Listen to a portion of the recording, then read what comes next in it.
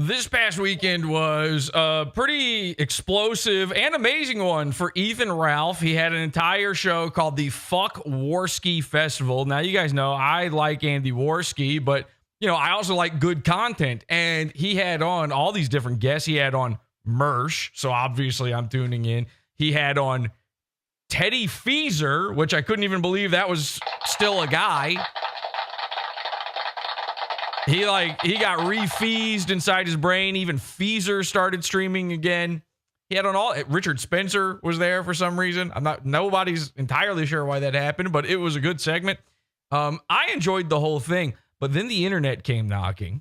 Okay, and unfortunately, Ralph's audience is the internet, and so what the internet started saying is that it was bad. And I was like, you must have watched a different stream than me. I loved it, and my favorite part of it, he all of a sudden did a whole heel turn against this guy, Perspinicity or something like that is his name. He's a guy. What he does is, I've only seen him 2 times ever, and on this most recent stream, this guy did I don't know how to say it. Persnippity. This parsnips. What this guy did is, he's like one of these types of guys where, in the 70s when a guy in the FBI would be like, yes, hello, I'm a real man. I'm in disguise. Yes, hello, I'm wearing full eyebrows and beard disguise. It's me, Mustachio Disguisey. He's one of these guys. I didn't know that was the type of guy either. If you're sitting there saying to yourself, Jesse, that's not a type of guy. Turns out it is. So this guy stinks, and he believes that he's some sort of guy, like on the internet. And Ethan Ralph said, no. You're not a guy. Okay. And the reason we know you're not a guy is because, again, you have to wear the mustache, beard, and eyebrows of a man in disguise. There's no possible way you're an actual guy, but you're certainly not like an internet guy. Like, nobody knows who you are. This guy thinks he invented the Kino Casino or something. So anyway, Ethan, not only does he do this heel turn on his friend, then he does a face turn on the Kino Casino. Friends becoming enemies, foes becoming allies. It's a really insane thing. And it all happened over this one little... I don't know exactly how this happened, but here's what the people have been talking about. Here's the clip that got me interested. I guess he thinks you're drunk or anything like that. You're a grown-ass man. You're going to do what you're going to do, regardless of what anybody says, so it doesn't matter. Unfortunately, I don't have... I have the breathalyzer, but it doesn't have the batteries in it. So, where's this? You don't have. Also, by the way, Taco Bell kept calling him during the show. I'm not exactly sure. He was trying to listen. He's in Mexico. He's living Moss. Did you Taco Bell? No, I don't. Taco Bell. What? He was hacked by Taco Bell, which I didn't know was an option. The man eats tortas. Shit. Yeah, you're right. I don't have to do. By the way, I want to be clear about everybody here. We got the henchman here too. Hi, henchman. Hello. Hi, Jesse. I just want to say we are 100% team Ralph Mail, okay? It's Ralph all the way. Ralph all the way. USA. Ralph. So Save Ethan Ralph. I'm only playing this now. Ralph took down this stream. I don't know why. I haven't heard the reason why. So I mean absolutely no harm by playing this clip whatsoever. Okay, I want to be clear. Unfortunately, there seems to be a miscommunication between me and Ethan going on. We'll get into that in just a bit here. I want to be very clear. I'm playing this for the context of this episode and for no other reason. Obviously, we're doing commentary and criticism on this, though, so we're fully protected DMCA wise. Dude, shit. And I feel like it was a great show, and then Perspig comes in and he thinks he runs shit. He doesn't run shit. He's never been anybody. He's a fucking hanger on. Right. I like him. I like him, by the way. Live Moss. Everybody. I'm not adding those sounds. That is happening inside of Ethan's either home or head. He's more concerned about whether or not you're drunk or not, and like I said, that whole thing. So I guess this guy Persnip said that he was drunk. Okay. Now I'll be honest. I listened to this clip. Something's going on. You can't say this is sober as a judge, Ethan Ralph. It's Nah, behind that, scenes that's after the the- whole thing. I'm not Goddamn, I accusing you, wish I'm I not was accusing you. fucking drunk. And you shouldn't Fuck. say that. I'm not accusing you. Ralph, you went to rehab, and I cheerleaded him on to the rehab. I was the one guy not thanked in the big rehab video, and yet I'm the guy. He went on my show. I'm telling him, yes, do it. I've been sober as a judge my entire life, and so I very much want Ethan to be healthy and to be mentally sound. I think a not sober Ethan is a bad Ethan. It's a bad show. And the thing I love about Ethan Ralph is he's a showman. He's a showman before anything. I'm just saying that should have been handled after the show, I think. And I know secretly in Ralph's heart, he loves that pop of the crowd. He loves the roar. And he wants the people back. He went on this whole thing with me. He said, I'm going to do what it takes to get people watching Killstream, and I'm going to go on everybody's shows. I'm going to have everybody on mine. And I told him, yes, do this, man. It's time. I know that more than anything, he wants those lights in his eyes, and he wants that roar of the crowd, and he wants to be there center ring, holding a big gathering of all of his fans. He wants Ralphomania 2 happening. He wants that love, that admiration, and he wants the hate just as much because he knows that the only bad thing you can be is boring. And I believe when Ethan Ralph is not sober, that's a boring Ethan Ralph. But I'm not drunk. Fair enough. It would be a lot easier if I was. We don't want but- that. Don't say Claim that. that the FBI also make.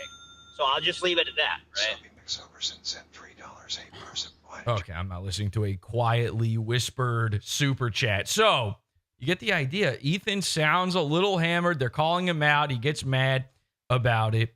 This led to his entire stream being taken down.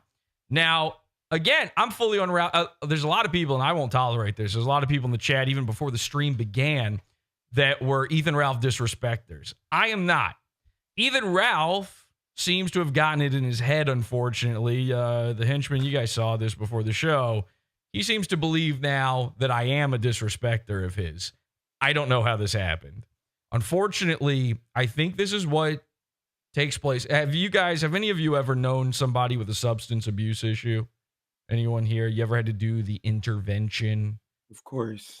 Oh, yeah. And, they say, what is the first step of recovery? What do they call that? You have to admit you have a problem. Admit you have a problem. And so the hardest part, the biggest hurdle to get over is that hurdle. And you're going to get a guy lashing out at you. Now, listen, I know Ethan Ralph when he's sober as a judge.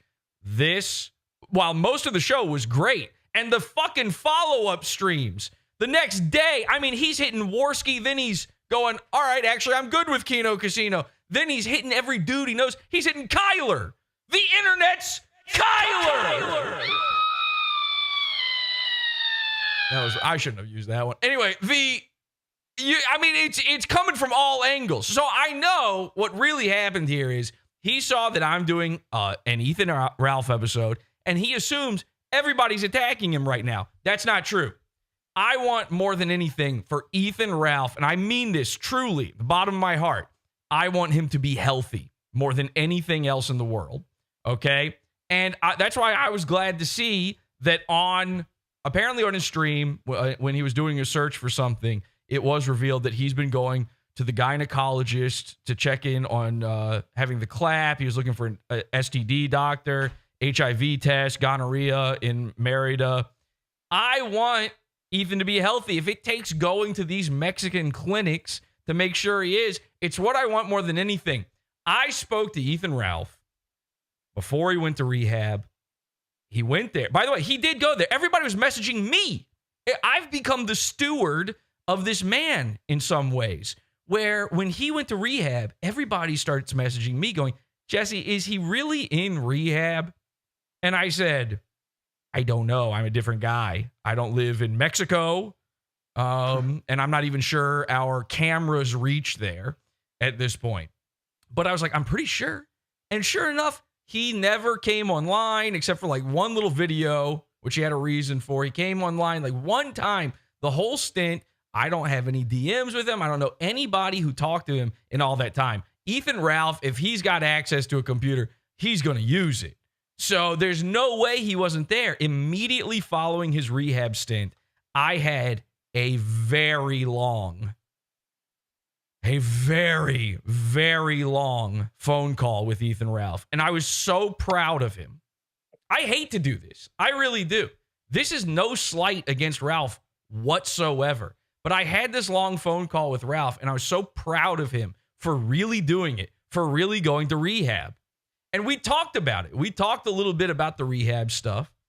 And, you know, in DMs and in this phone call.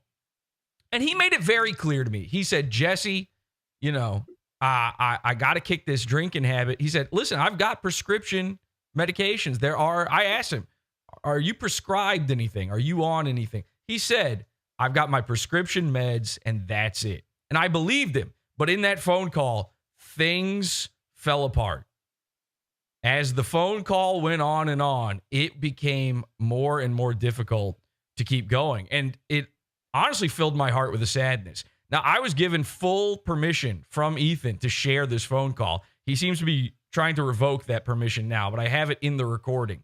I didn't want to share it. I wasn't going to. If I was going to, I would have shared it back then.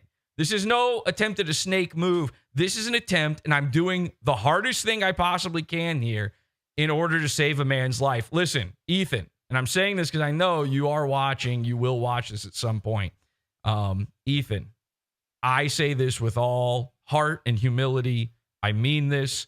I don't want you on drugs. And even if you've got a prescription, there are some things that people have prescriptions to. And that might include Xanax. I don't know. I'm not casting any aspersions here.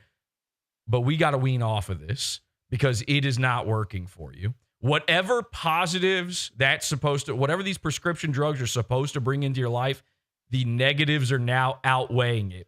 So unfortunately, tonight on the program, I will be sharing the phone call so that Ethan, listen, I believe Ethan took down that episode of his show because people started claiming that he is not sober and he didn't want to face the music. Ethan, you have to face the music, and you're doing it tonight on Podawful.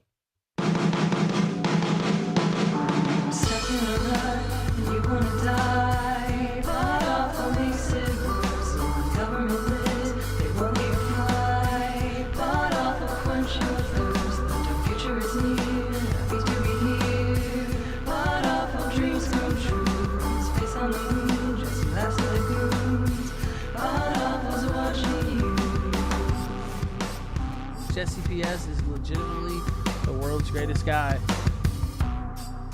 So true. Hey everybody, welcome. I'm your host, Jesse PS. This is Podawful. Happy to be here. Hope you're happy to be here too. Henchman, hi.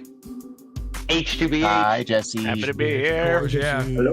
Dr. Pepper. We're really here for Ethan. Thank you. Now, I do have an addiction. Hit like, by the way. I have an addiction myself, and I'm trying to wean myself off of it. Look at this.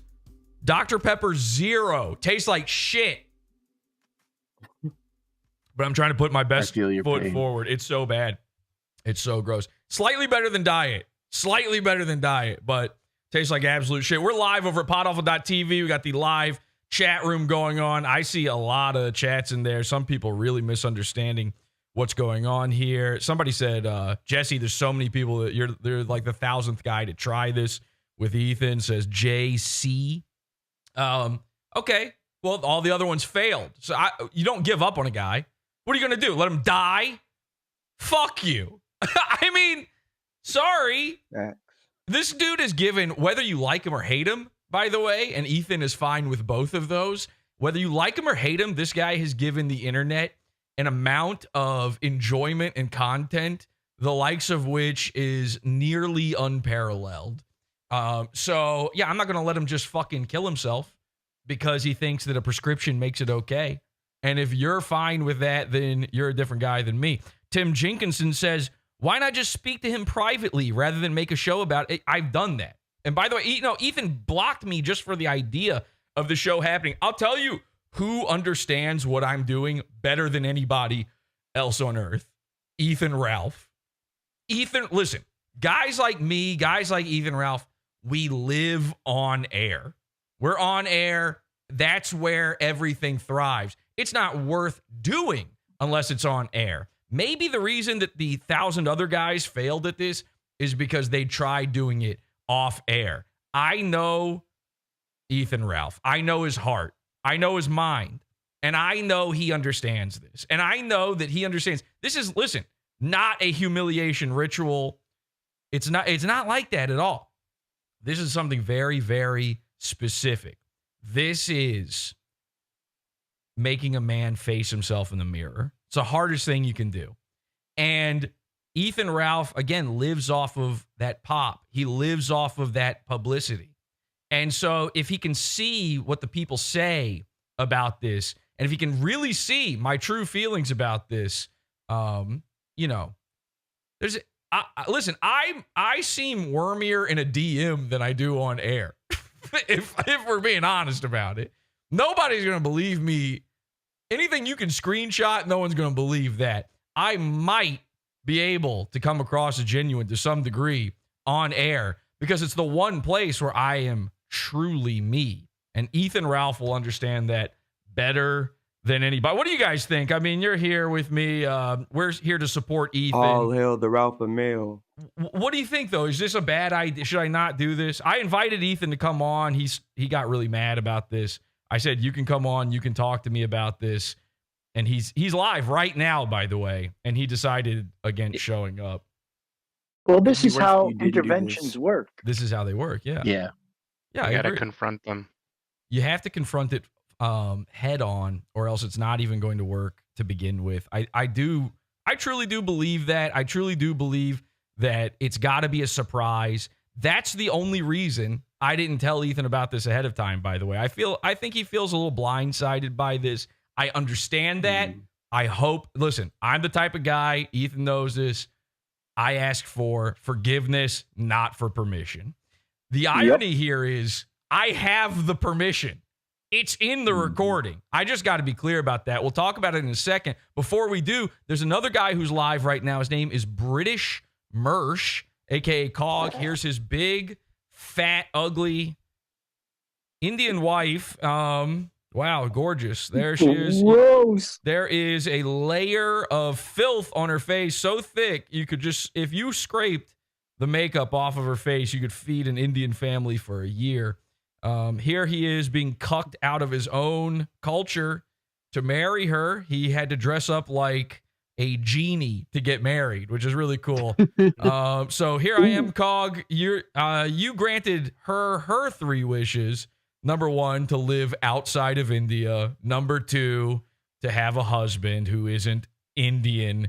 And number 3, I guess whatever this fucking C-clamp is hanging out of her nose. No, let's be honest. She bought that for herself. He couldn't afford it.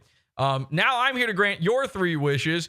Ethan Ralph content, secret recordings of Ethan Ralph, and of course, acknowledgement of Cog for the first time, maybe ever. He too has an addiction to nutmeg. Oh, this is weird. I thought he married an Indian lady. It turns out she's, I guess, Mexican and juicy. I would describe her as that is actually accurate. She's wearing a juicy earring. So just gonna take a look at Juicy these watermelon, maybe. for a bit. And Cog then- did not rescue her from poverty, that's for sure. And here is the end result of Homer Simpson's makeup shotgun. Okay, so there you go. There's our Cog segment. It happened. Gross. We did it. What do the people think of that? LOL, Aladdin. They're all calling him Aladdin. Cog who? British Mersh, by the way. British Mersh. Speaking of Mersh, Mersh was on the Fuck Warski Festival. This was clipped, and I thought this was like a good little way to show a little bit of the Fuck Warski. I don't think this is like all these clips, by the way, everything I'm playing is on Twitter. So like I think these are fine. Mersh was showing clips of the festival on his show, Nightwave. So I'm not doing anything that Ethan hasn't already deemed allowed here, but here's Mersh on Ethan's show. Do you think he got fucked up the ass by a man? Now, I know what you're thinking. No, he's not saying that in the third person to Mersh about Mersh while Mersh is there. He's actually asking this question about Andy Worski.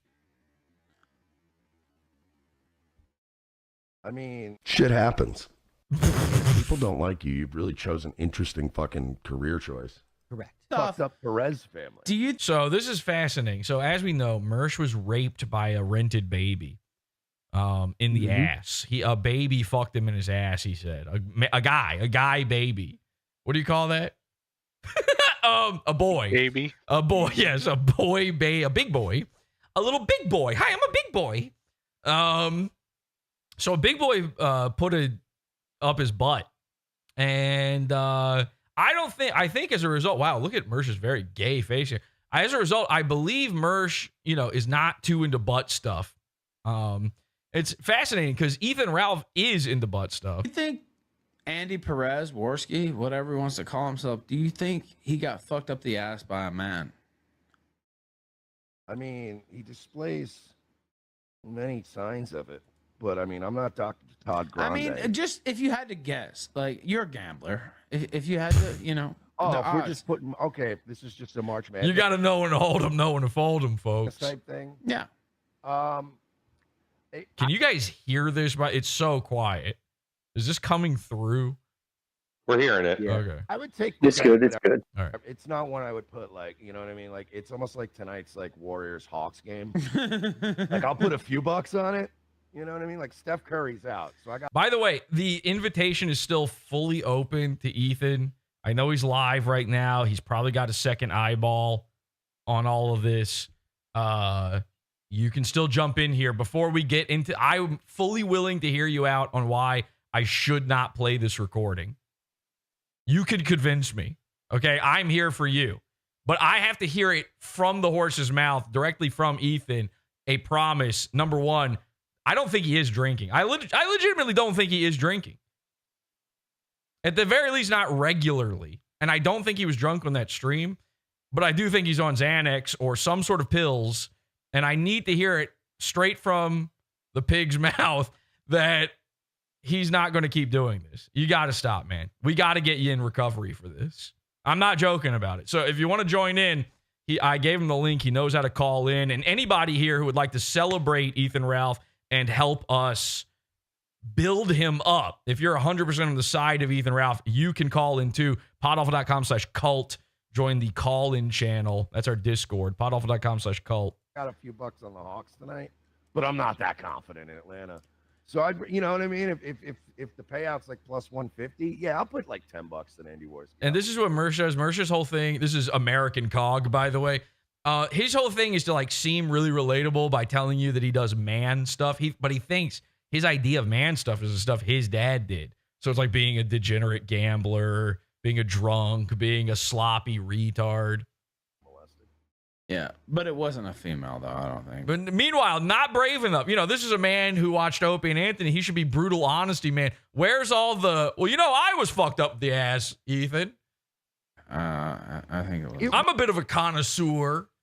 Rarely is. He stole this. Who did he steal this from? Let's get him in trouble. Okay, so I don't know what that is. Anyway, thank you to r/Mersh, that clip. Who is that? Our friend Circle, I believe. Smiley, we call him. Okay, so guys, Ethan has put out a statement about tonight's episode, pre the episode existing. And it's pre the episode existing because the episode is currently existing right now in real time, in real space. I don't know how else to even word something like that. So I don't know how he even knows. How does he know this thing he's about to say? Did you guys see this?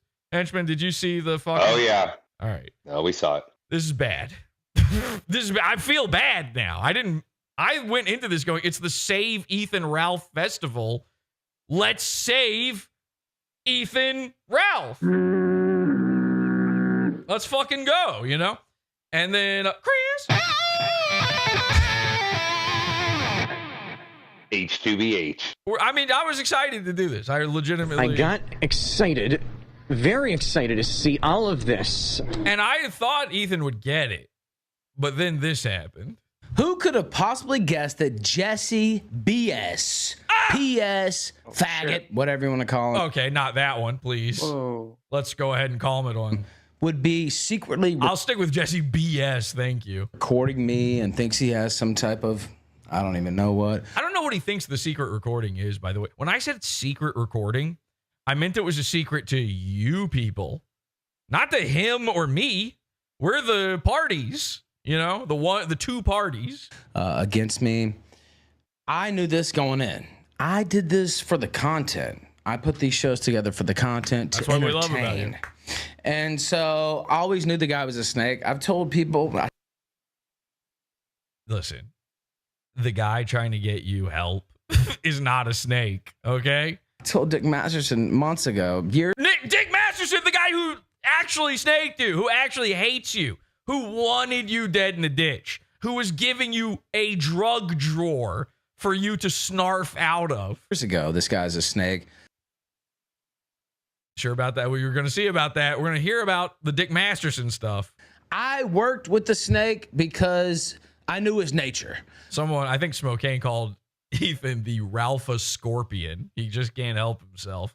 It's so true. But I knew there would be some good shows out of it. So, needless to say, there won't be any more collaborations with somebody, you know, who has allegedly secretly recorded you. Not a secret to you. Done all kinds of dirty fucking shit. Also, since he likes to DMCA people, What?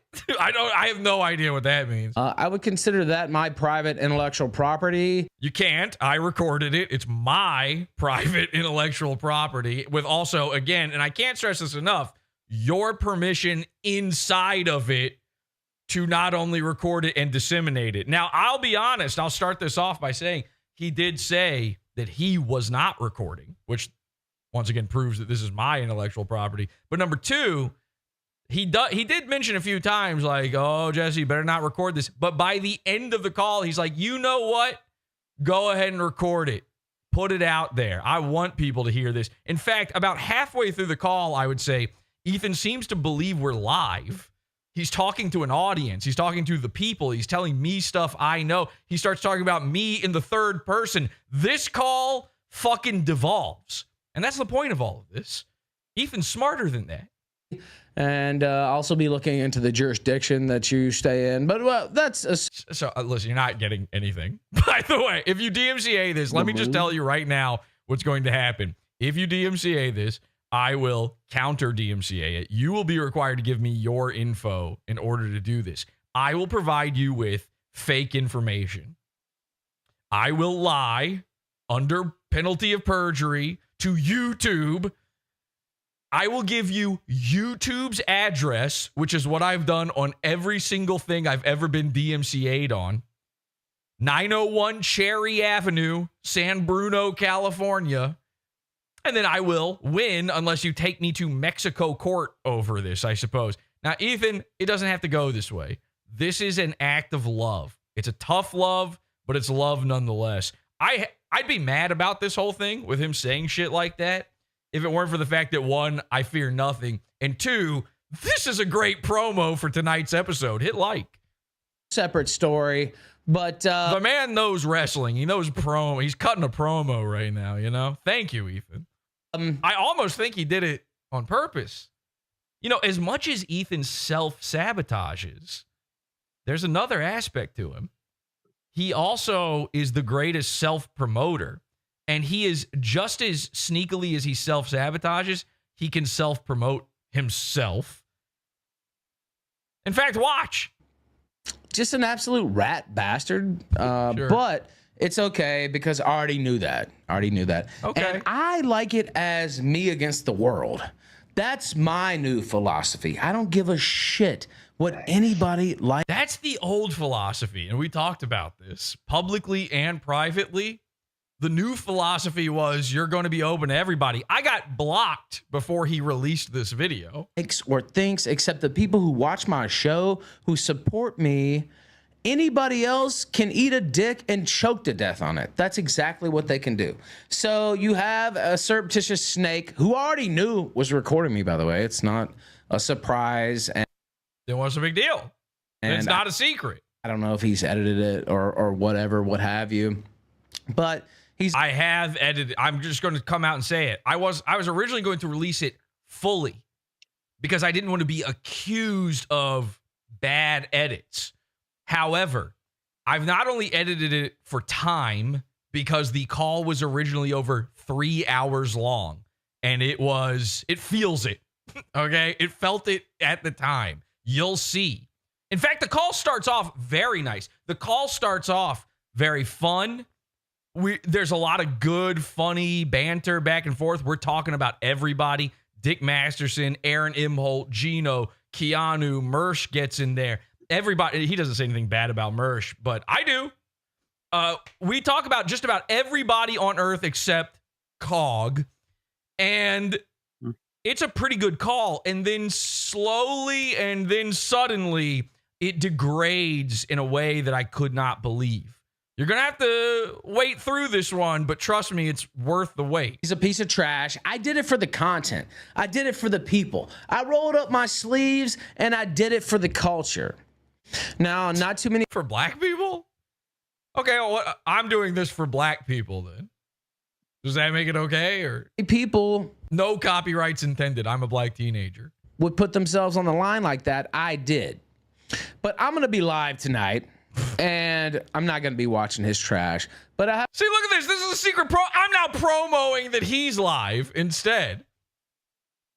If you don't like what I'm doing, if you think that I shouldn't do this, go watch the kill stream. How about that? Live on Rumble right now. Ethan is currently, I think he's talking shit about Kyler and, a bunch of these other guys that he was talking shit about over the weekend. Go watch that, okay? I'm happy to promote it. I have a lot to say about a lot of other people, actually. And I'm going to say it. And I'm going to be live. I'm thinking about 6:45, perhaps. The link should follow. Yeah, 15 minutes before my stream was supposed to begin. That's very funny. I mean, come on. You can't hate the guy. That's funny. Anyway, so I waited about 30 minutes to start. Complicated business, folks, but we did wait about 30 minutes to start myself. Okay, so this is it. From this point forward, unless anybody's got something to say, you got like a minute here before we go into this. We're just going to play the call. There's not going to be any interruptions or anything like that. This is a long one and a strange one. I would love to hear from Ethan for any reason to not play this. But unfortunately, I do believe that tough love is the answer here. What do you guys think? Am I doing the wrong thing here? This is all love, baby. Yeah, I mean, Love the thing you, about an man. intervention is, of course, the subject's going to push back, right? Right. And who would we be if we just gave up at the first line of resistance? Like, that's not how an intervention Not friends. works. Not friends. Not friends. I agree with that. Not friends. Like Ethan, we can't take no for an answer. Okay, all right, Glunt, you got to go, man. I'm sorry. Sorry, this is all This Ethan. is Ethan Ralph respect and nothing else. So nice try, nice slip in there. But actually, I was Ethan, being sincere. I bet Ethan addresses exactly what you're accusing him of in this phone call. See, the other thing I did with these edits, and again, I do want to be clear, I edited out about an hour's worth of this phone call. The other thing I want to make clear is I actually edited out things that I knew he would not want out there. I did friendly edits, okay? You're still going to get the full vibe of, and I want to leave it up to the audience. This is the point of this. This is why it had to be public. This is why it had to be live. It's up to you guys to determine if you believe Ethan Ralph is sober as a judge. Because, and I always leave it up to the audience. I don't know. Listen, I've never done drugs. I've never had a drink in my life. I could be wrong in all of this. But I need Ethan to see what we are all seeing. And Saturday's show, as much as there was a lot of fun, 12 hours, by the way, it's a long time to go. Saturday's show as fun as it was and as good and as much good things came out of it, it was very obvious there was a decline. It floored me that immediately after rehab, Ethan Ralph called me with this. We'll be right back.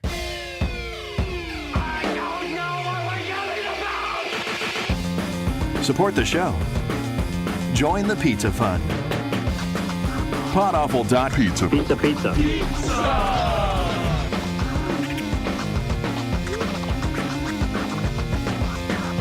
Podawful.pizza.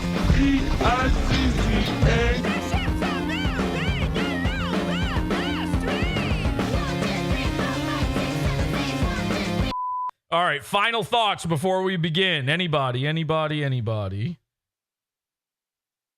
All right, No. let's hit it. The big board. Buckle in. Oh, yeah. All in the name of love and friendship. It's all in the name of love. Ethan, if you are struggling, if you Big board know, looks great, Colonel. thank you. If you know in your heart of hearts that you are struggling at all, I want you to know, seriously, I'm here for you. You can talk to me. You don't have to block me. I'm sorry we're doing it this way. I know, and I think you do as well, that this is the best way to do it. Ladies and gentlemen, is Ethan Ralph sober as a judge? You hear me? Yeah, man. What's up? Oh my God. Okay, so before I talk about, we have a parents. You're going to be on the show tomorrow. Yeah. First off, look, I probably shouldn't even clue you in on this. I like you, and you might not believe that, but I believe it. I'm a great guy. Well, I'm aware that you helped organize some of the trolling against me and all that stuff. And honestly, in a lot of ways, I kind of deserve that. And we talked about that when I was on your show, right? Yeah. I kind of did you dirty. It is what it is. I'm not recording this call, by the way. I just want to be clear. If that's what you're doing, I wouldn't care if you were, but whatever. But I'm not. That's what I'm saying. And so, and you might think that that's a signal that I am, but I'm not. And so, I'm aware that you're plugged in with Keena Shea. Of course, I hate him, but it is what it is. You see me bantering back and forth with him. At least he has a little bit of I won't say good cheer about him, but he knows the game. It is what it is. But there's a big thing brewing, and I can't tell you completely. I have my own team, of course, but there is they're good, but you may know a few of them, but I won't get into that. But regardless, I'm trying to decide just what I should say here. Did you see what? Hold on, let me check my phone real quick. Did you see? Oh boy, I did get a response. Did you see what has happened? And this, have you seen what's happened with the Vickers? I don't really follow that stuff too much, to be honest. I am vaguely aware that I think there's like a divorce and something happening. Boy, that would be very vague. Yeah. Matthew Vickers has filed a defamation case against his wife, and you saw how well his defamation case went against me, and he tried to use it to blackmail me out of my son's life. Well, I ended up calling his bluff, and I said, okay, let's go to trial then, because I just won't pay him, right? He has a $5,000 judgment for lawyer fees on some contempt shit, and I just didn't pay it because in order to enforce it, you have to have my bank account. You have to have all this stuff filed. He can't make me pay. I paid the court. The court fined me $500. I paid them immediately. And then Vickers, I talked to his attorney and I said, okay, I'll pay you $300 a month and we'll get it taken care of. And they said, no, that's not good enough. It needs to be $1,000 a month. And I said, well, okay, I just won't pay you. And just hung up and just stopped communication because they can't. Unless they know where my money is, then they don't. Right. Anytime I pay my child support, this may sound a little morbid, but there are ways to get PayPal accounts, right? And I, may or may not have one of my own. I called his bluff, and he backed down. He literally tried to blackmail me out of my son, and wanted me to give my grandpa's ring. And I know the meme is the ring is fake and all that stuff. It legitimately is not fake. Like, that ring is minimum worth $10,000. Those are huge diamonds in that ring. Anyway, I refuse to give him that. I'd rather cut off my fucking dick, much less my hand, than give him that ring. So I called his bluff, and he backed down, and he dropped the charges. And so we agreed, and he didn't say anything for months and months and months. Well, he went in college chat, and I was in the middle of I was kind of having my relapse episode there too. But he went in college chat, and he wants to be a big shot. He can't stay away. He's addicted. And it's different for me and you and people. Like, this is our job, right? Like, he has no reason to even be around. Like, just go away. Like, I don't get it, man. It's like Brian Dunn. It's like King of Paul. Like, just go away, man. You're not making any money off this. This is not your job. This is not your life. You're only going to bring pain. Like, I get some pain too, but I get some money as well. And so, it is what it is. Anyway, he went into that chat and said, oh, well, yeah, Ralph's the one who has to pay for the visits, which is true. And I've said that before. Like, it's not even breaking news, but he basically broke the truce. And so I may have messaged someone, I'm being vague on purpose, but I may have emailed someone very close to him, and someone involved who knows a lot. Like, Jesse, when this breaks, it's gonna break the sector, honestly. Like, it's that big, and I have to play it cool because of sourcing and various reasons, and I promised I would anyway. So I was accused of some things, and they demanded my emails with that person, and I said, you have no right to my emails with that person. The person happens to be, well, I'll just say, connected to my son, and I have every right to talk to that person, and you have no right to those communications. And the only reason you would want them is because of, a lawsuit, which they lied to me, by the way. They didn't say I was going to give the communications because I was just like, whatever. But clearly they wanted them. She was doing his bidding, right? And she lied and didn't tell me there was a defamation lawsuit. And then I found out, and I'm like, okay, I want no part of this. I know how he rolls on defamation lawsuits. He's a lying fat, and he tried to blackmail me out of my son, and elder abuse is one of the fucking counts on one of his lawsuits, and he got found guilty by default by not showing. Look, man, this is basic nog knowledge. Like, you show up to court when you get served, right? Like, this is just the most basic shit of all time. And if you don't show up on a defamation case, you lose by default. And not only did he lose by default, they gave the guy extra judgment against Vickers because he just totally disrespected the court. So anyway, now he's got the bright idea to sue his wife. And I'm not saying I've talked to her or anything, but well, you don't sue somebody who knows where all the bodies are buried, and you don't sue somebody who knows as a paper trail. I'm trying to be very vague here. The minefield. It's a total minefield, and I know we're not, we're still kind of trying to establish some trust here. And like, I wouldn't be talking to you if I didn't have some type of trust with you. And plus, I just think we're good together on air. I think we have fun on air when we're not involved in some, bullshit. And Yeah, I try to make, right. Yeah. And I tried to make amends to you as much as I could. And you're right about Dick. I shouldn't feel bad about it. I can't help it in a certain way. No, I get that. You know what I mean? Like, it's this guy who, he did help me out in a lot of ways, but it was always, his way. And Well, I'll tell you who else felt exactly like that. Maddox. Oh, yeah. And it's like, I thought this guy was my friend.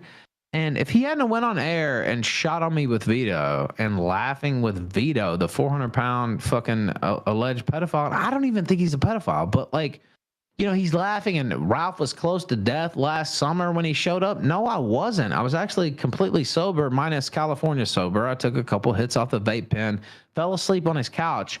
Well, he's bad-mouthing me to the person while I was asleep. that brought me over there, and I found out about this. That's what made me come on your show. I told you this already, and it's like, and anyway, that was in the summer, and then when he canceled the appearance, that's fine. Cancel the appearance, that's his right. But then he went on air and shot on me, and to use a wrestling term, he did a shoot interview basically on me. And, you know, Ralph looked close to death. I did look close to death in January, but not last summer. And I look, you know, as good as I could look, at least right now. And so it's like, you know, if this guy was a real friend of mine, he wouldn't have done that. He would have just said, Ralph, you know, he came in to SoCal, fucked up, and I don't want to do that to him. He tried to act like I didn't want to do it to Ralph, right? Of course, he don't give a fuck. And, you know, the more I thought about that, the more I was like, this guy's a rat bastard, because I would have never done that to him, Jesse.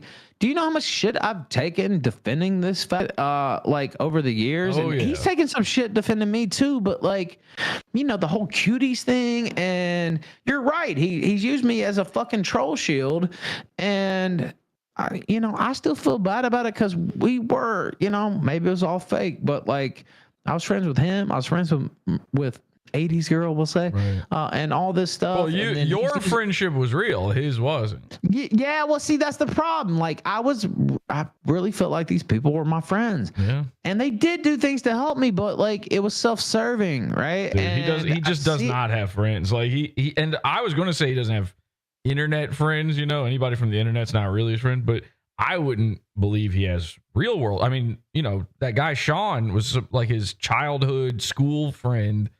He quit the show recently. Like, I don't think he's got real friends. Well, and watched that interaction, and Sean's awesome, by the way. I've he's a nice guy. Many times. Yeah, I've talked to him.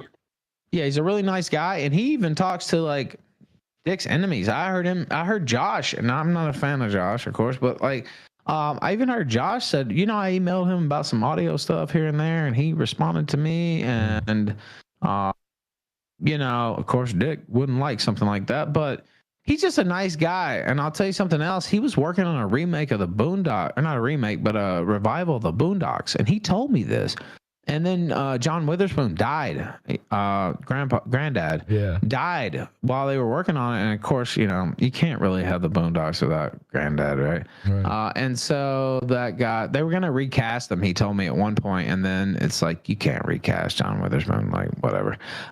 And so that kind of got dropped.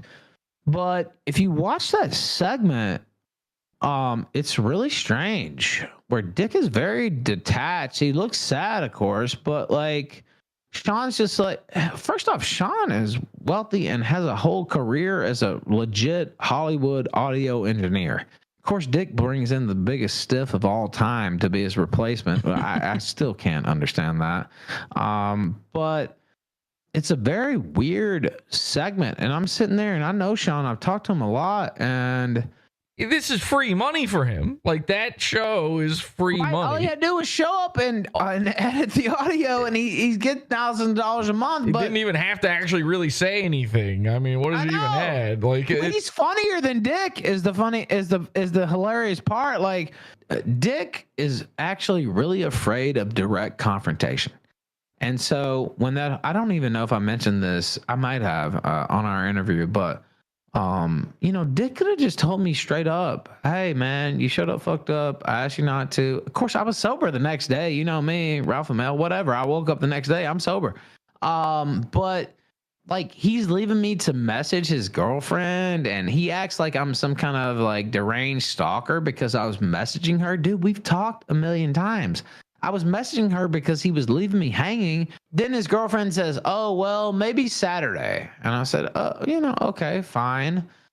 First off, I don't ever, you know, I did show up overserved, obviously, in SoCal there, but, well, it's Tijuana, really. But, and I had to see my son the next morning at like 9 a.m. So it was really going to be onerous on me, not him. He's getting free content, free money. I wasn't getting paid. Do you know Mersh got paid thousands of dollars for that Tampa road rage thing? If he did, it took months.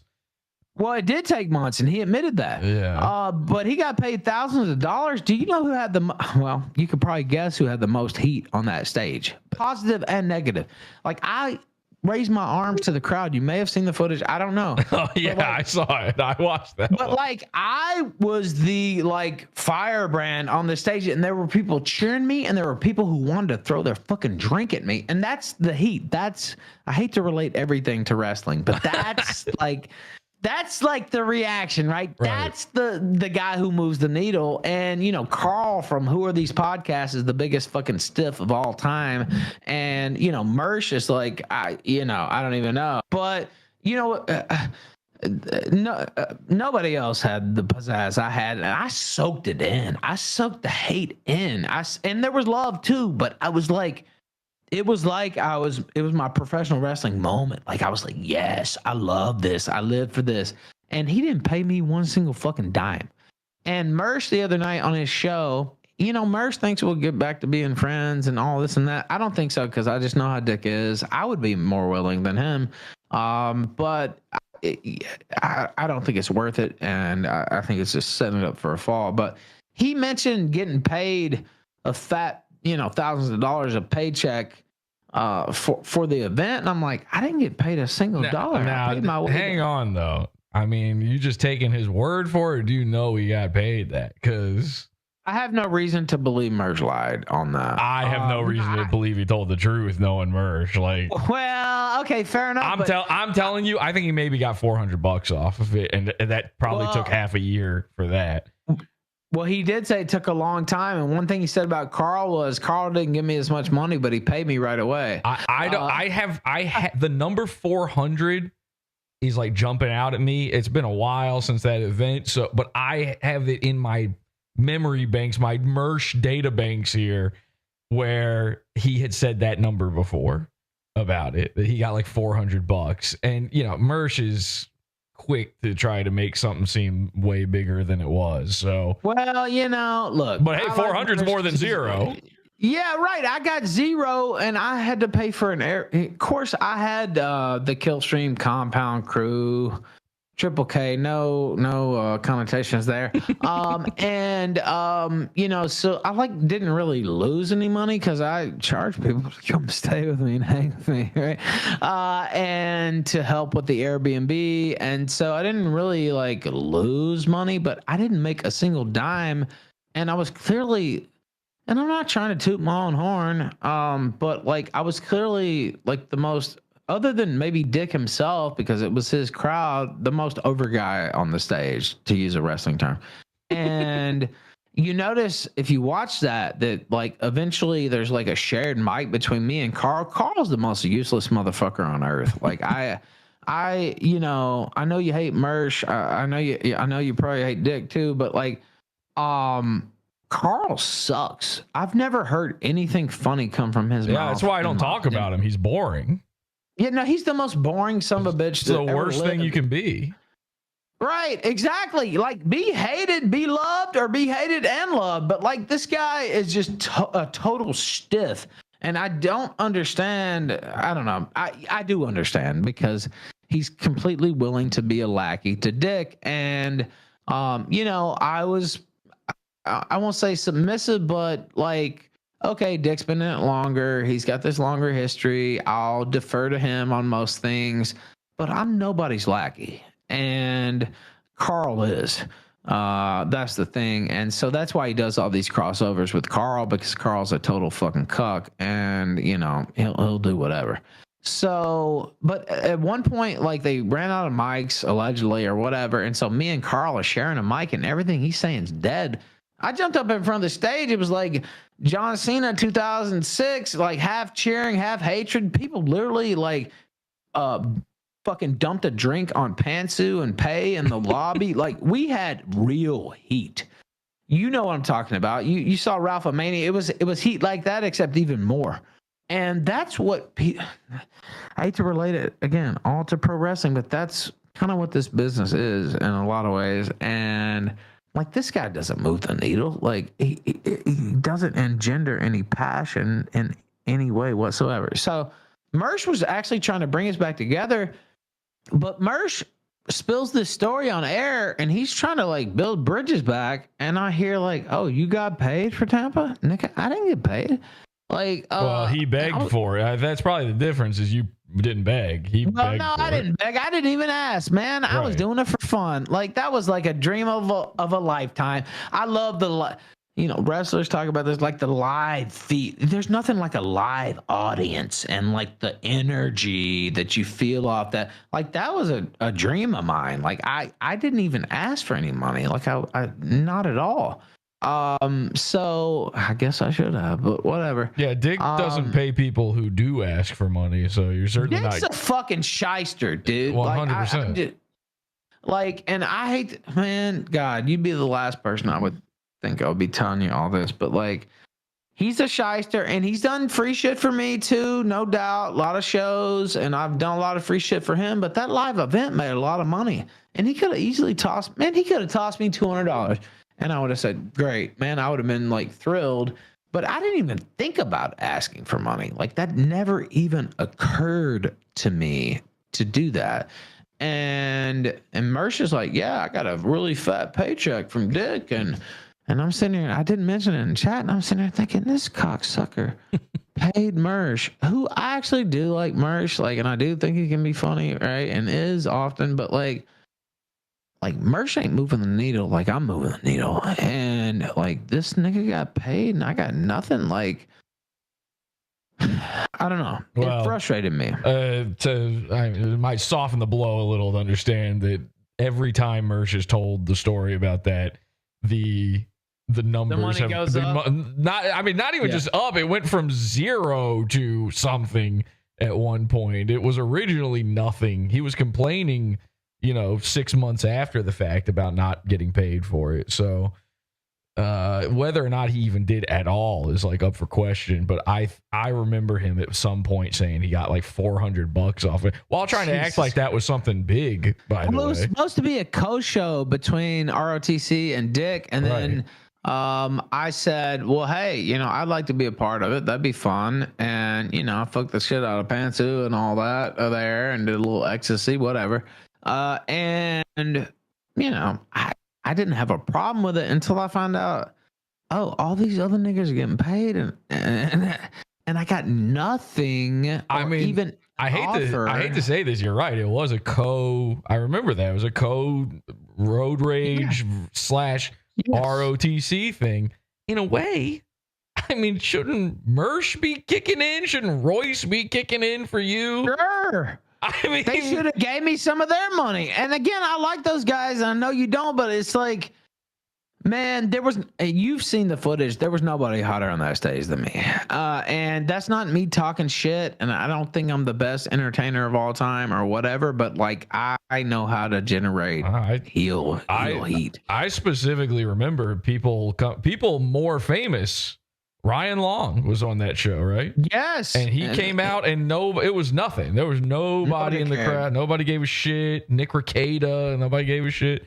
And then nobody cared. Yeah, and it's Mersh and Royce's event. Nobody gave a shit about them coming out. But yeah, you did. I may have refused to even take any money had he offered it, but he didn't. It just struck me the wrong way. Like, why would you treat your good buddy like that? And I'm clearly the hottest guy on the stage, and I forgot where I was going. I was going to say something else before that too. I've been up for a while, but like, I don't know. It illuminated some things. Oh, I know what I was going to say. So Amanda left me while I was in California at Dick's house. And she claims that she did it because she knew I would be with, I think I might have said this on your show. Because, I couldn't say her name though. But she claims she did it because she knew I would be with friends and I'd be okay and I'd be safe. She stole my daughter from me from Mexico and left. And I called my lawyer to stop her because she messaged me before she did it. And I said, stop her at the airport, get the police. And he did. And the police said, well, you are a resident. That is true. And she's not. But you're not in Mexico. And if you were in Merida and she tried that, we would stop her at the airport. But since you're not in America, it's two gringos going at it. And yeah, you're a resident, but you're not here. And so, all right, I should pause this for just a second to say he is not allowed to talk about this person publicly, but this was not a public call, and I am choosing to disseminate this. Ethan is not breaking any sort of laws or restrictions by doing this, obviously. This is my choice.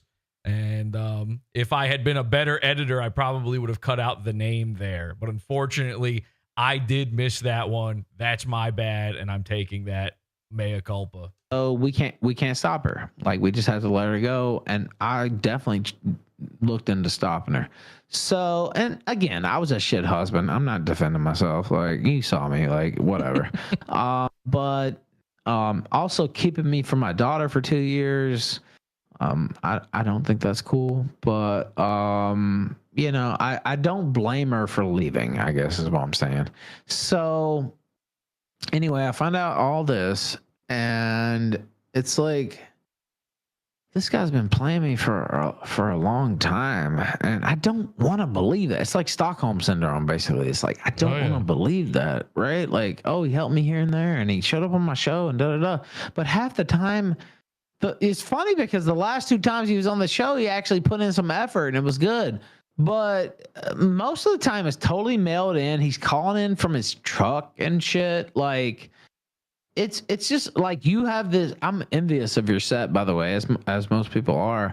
But like, he couldn't even turn on his camera. Like, he's mostly calling in from the road. It's like a hindrance to him, you know what I mean? And I had this motherfucker on my show when I had the #1 show on YouTube at night, period. And you know, he did things for me too, but like 2018, 2019, 2020, especially after his cuties debacle, like, I worked hard to rebuild this motherfucker, and you know, he's helped me some too, but like, I feel like he thinks he made me, and that's not the case at all. And it makes me angry. And so I got off the Vickers stuff, but I just, first off, before I go back to the trust me, you're going to,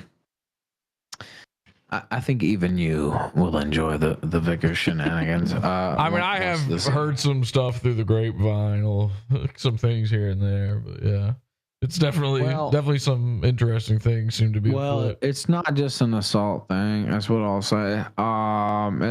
There's another term that goes before assault.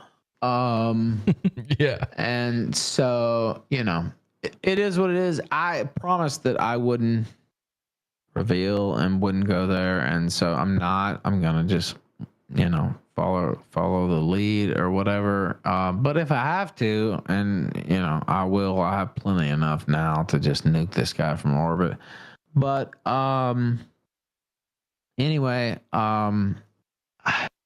what are you thinking would be, first off, Cog thinks, and I led him to believe this, that Cog, by the way, so Vickers is, he may or may not have written an email or message to his wife saying, you called me a rapist, and alluded that I was a rapist to Ralph, and he's a sex offender and all this, which I'm not. I mean, I'm a revenge porn guy. Yeah, true. But like that was willing. You saw her bounce. Anyway, I don't believe revenge porn should even be a law. So don't either. That's what I said about M-Hole. I was like, I don't want to see this guy in jail. Jesus Christ, just cut the deal. And this whole thing with Gino, Gino's a fucking moron, and Keanu's even dumber. But she said her dumb shit, and then Gino came out. I was like, "Oh, you can't force me to Minnesota." Well, God damn it, guess what? They sure can. Yeah, they're going. And you know, I was in Mexico, and people, A-logs were going at me. A-log, whatever. Critics were going at me, and saying, "Well, just fly to Minnesota and take care of it." Well, As soon as I would have flown to Minnesota, they would have arrested me, Jesse, and I would have to spend a couple nights in jail. Who knows what would have happened? It probably wouldn't have been, I would have probably been done with it in 4 or 5 days. But and I'm like, Stearns County don't fuck around, dude. If they're willing to put out a nationwide warrant on me for some petty contempt of court, do you really think they're gonna let Gino Visconti and Keanu, the fucking OnlyFans whore, just openly flout that they're not going to show up in Minnesota and there's nothing you can do about it? Well, guess what? They were the snitches in the first place, Jesse. God, this whole place is crazy. They're the ones who snitched on Aaron in the first place. Then they made peace with him. Well, they already talked to the police, though, and there's already all this footage, and so you can't just back out on that, right? Or else the police, and I explained this earlier, they're going to start thinking, well, does Aaron have some deal? Like, he refused a plea deal. Like, does Aaron have some deal? And I know he dissed you out on your show, which I guess retarded, obviously. But like, they're going to start thinking, there's a little more malfeasance going on here. And you still have Keanu, the OnlyFans whore, and I don't even hate her, but it's like, you're dumb. If you think you're gonna get Gino here, yeah, they will get Gino there, by God. There was another part like, I'd love to have me testify. I'll say what a shitbag Rekieta is and this and that. The only option is Aaron cutting a plea deal, which is what he should be begging, and just like, he turned it down, Jesse. Like, he should be begging for a plea deal right now, because if not, they're gonna there is one thing he could do. There's one thing. There's one move. I've been sitting on this for a while now. Say it. Well, there's a video of Nick Rekieta saying that he's got nothing to worry about when it comes to his wife and nudes being out there of her, because they don't take nudes. That's on video, him saying that. So now you'd have to prove that it's her in the picture. Well, she has all these identifying tattoos, right? Sure, yeah, but number one, we don't know that it's in the photo. Number two, or her face even is. And number two, if he's on camera saying they've never taken any nudes ever, they don't send nudes to anybody, then now it's on them to prove it's even real. Yep. But one thing, and I think another clip you're talking about, that's from years ago, though. And in my understanding, and the second thing is, he doesn't speak for his wife, right? Like, I mean, he can say whatever the fuck he wants, and it's not against the law to lie to the public. It's only against the law to lie to the court. And so, I understand what you're saying, and I'd make him prove it's her. I'd make her strip down in the courtroom and do its spin. You didn't look so bad last time I saw her, I'll admit. But I'm just saying, Aaron's fucked. He needs to cut the deal. They obviously offered him a deal with no jail time, but they probably wanted him to take a felony. And, they made me take a felony on some complete fucking bullshit. I didn't hit a female cop. I swung at a Mexican cop, actually, and missed him. And there was another count that I didn't hit the cop, and my lawyer was like, hey, we'll get this knocked down, misdemeanor, no problem. They will drag Gino in. It's like a dare. Like, Keanu and Gino are on air today daring the Minnesota authorities to bring them in. And it's like, okay, well, you live in the same country. I never even dared them from Mexico, but they will get your ass, and they know where you live because you're the ones who snitched in the first place, because you were mad at Aaron at that time and you snitched, and now you're back on his team. And it's like, you started all this. Like, these aren't bright people, Ethan. They're not bright people. No, they're not bright. And look, I made some mistakes for sure, but man, when I'm sober, I'm a lot more on it. And these people snitched, and now they're acting like they didn't, and they don't have any obligation to show up. And even the video alone is most likely enough to convict Imholt, but like, they're playing hardball with them because they can. Well, with Aaron, before he was ever arrested, I was messaging him going, "You need to shut the fuck up." Yes. On your show, you got to stop. I said, "You don't know it, but you are already under arrest." I said, you're like theoretically under arrest right now. They're going to bring you in at any moment. And the only reason you're not in a cell somewhere right now is because they know you're going to keep going on here and telling on yourself. And they're watching. And he's like, "Oh, no way." And then fucking like within the week that I said that is when he got arrested. And then he found out that they were watching his show. Of course they are. He's so dumb. He thinks that, he thinks he's friends with the cops and the judge and the prosecution, by the way. He thinks There is no friends with the cops and the judge. Of course not. I feel like, what do these people not understand, Jesse? Anyway, go ahead. Nah, that's it. I just couldn't believe. I was like, you will be under arrest before you know it. I saw, you might be talking about it off air, but I saw you talking to him on air one time, and I was like, of course, we weren't talking at the time, but I was like, Jesse's giving him the best advice he's ever gotten. Like, just shut up, move on, and keep it as clean as you can. Yeah. Like this whole revenge against Kayla and Mercada, I know you hate them. I don't blame you. Like, I got beef against I still have a wife, actually, allegedly. And, and it's hard sometimes not to take a shot here or there, but it's not worth it. And so, and I know they have me under the barrel anyway, and it's like, I got to keep my nose as clean as I can. And, that's one major reason I went to rehab, because it's like, not just for my health and like well-being and career, but it's like, okay, I have all these good visits with my son. I need to be clean to do the projects I want to do. And then also, like, I need to be able to show this in court. And they want me out of Rosie's life just like they tried to cut me out of Xander's life. And guess what? It is extremely hard to cut away somebody's parental rights. And that's a good thing, actually. I'm not saying this to brag. It's an actual mark of shame, but I've been involved with the system since I was 12 years old. And I know how the courts work. And I know how the judges work. And I know how these DAs work. And you know what goes the furthest, Jesse? You know probably already. Not saying you're involved, but like being respectful and being on time and showing up when they tell you to show up.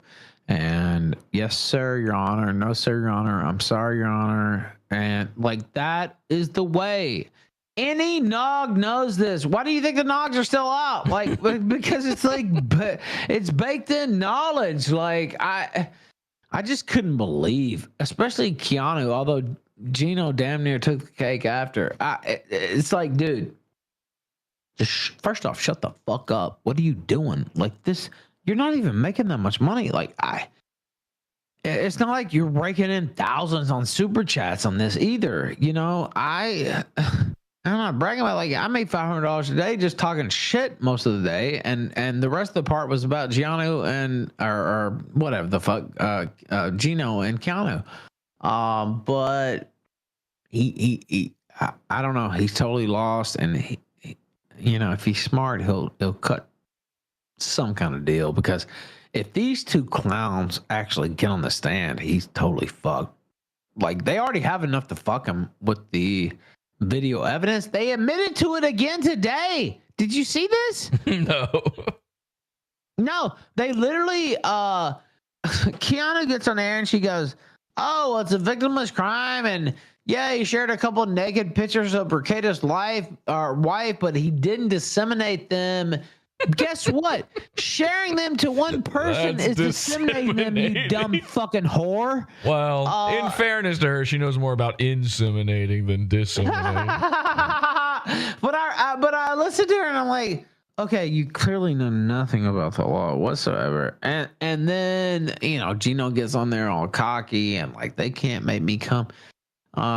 Maybe he can't make her come. I don't know. But like,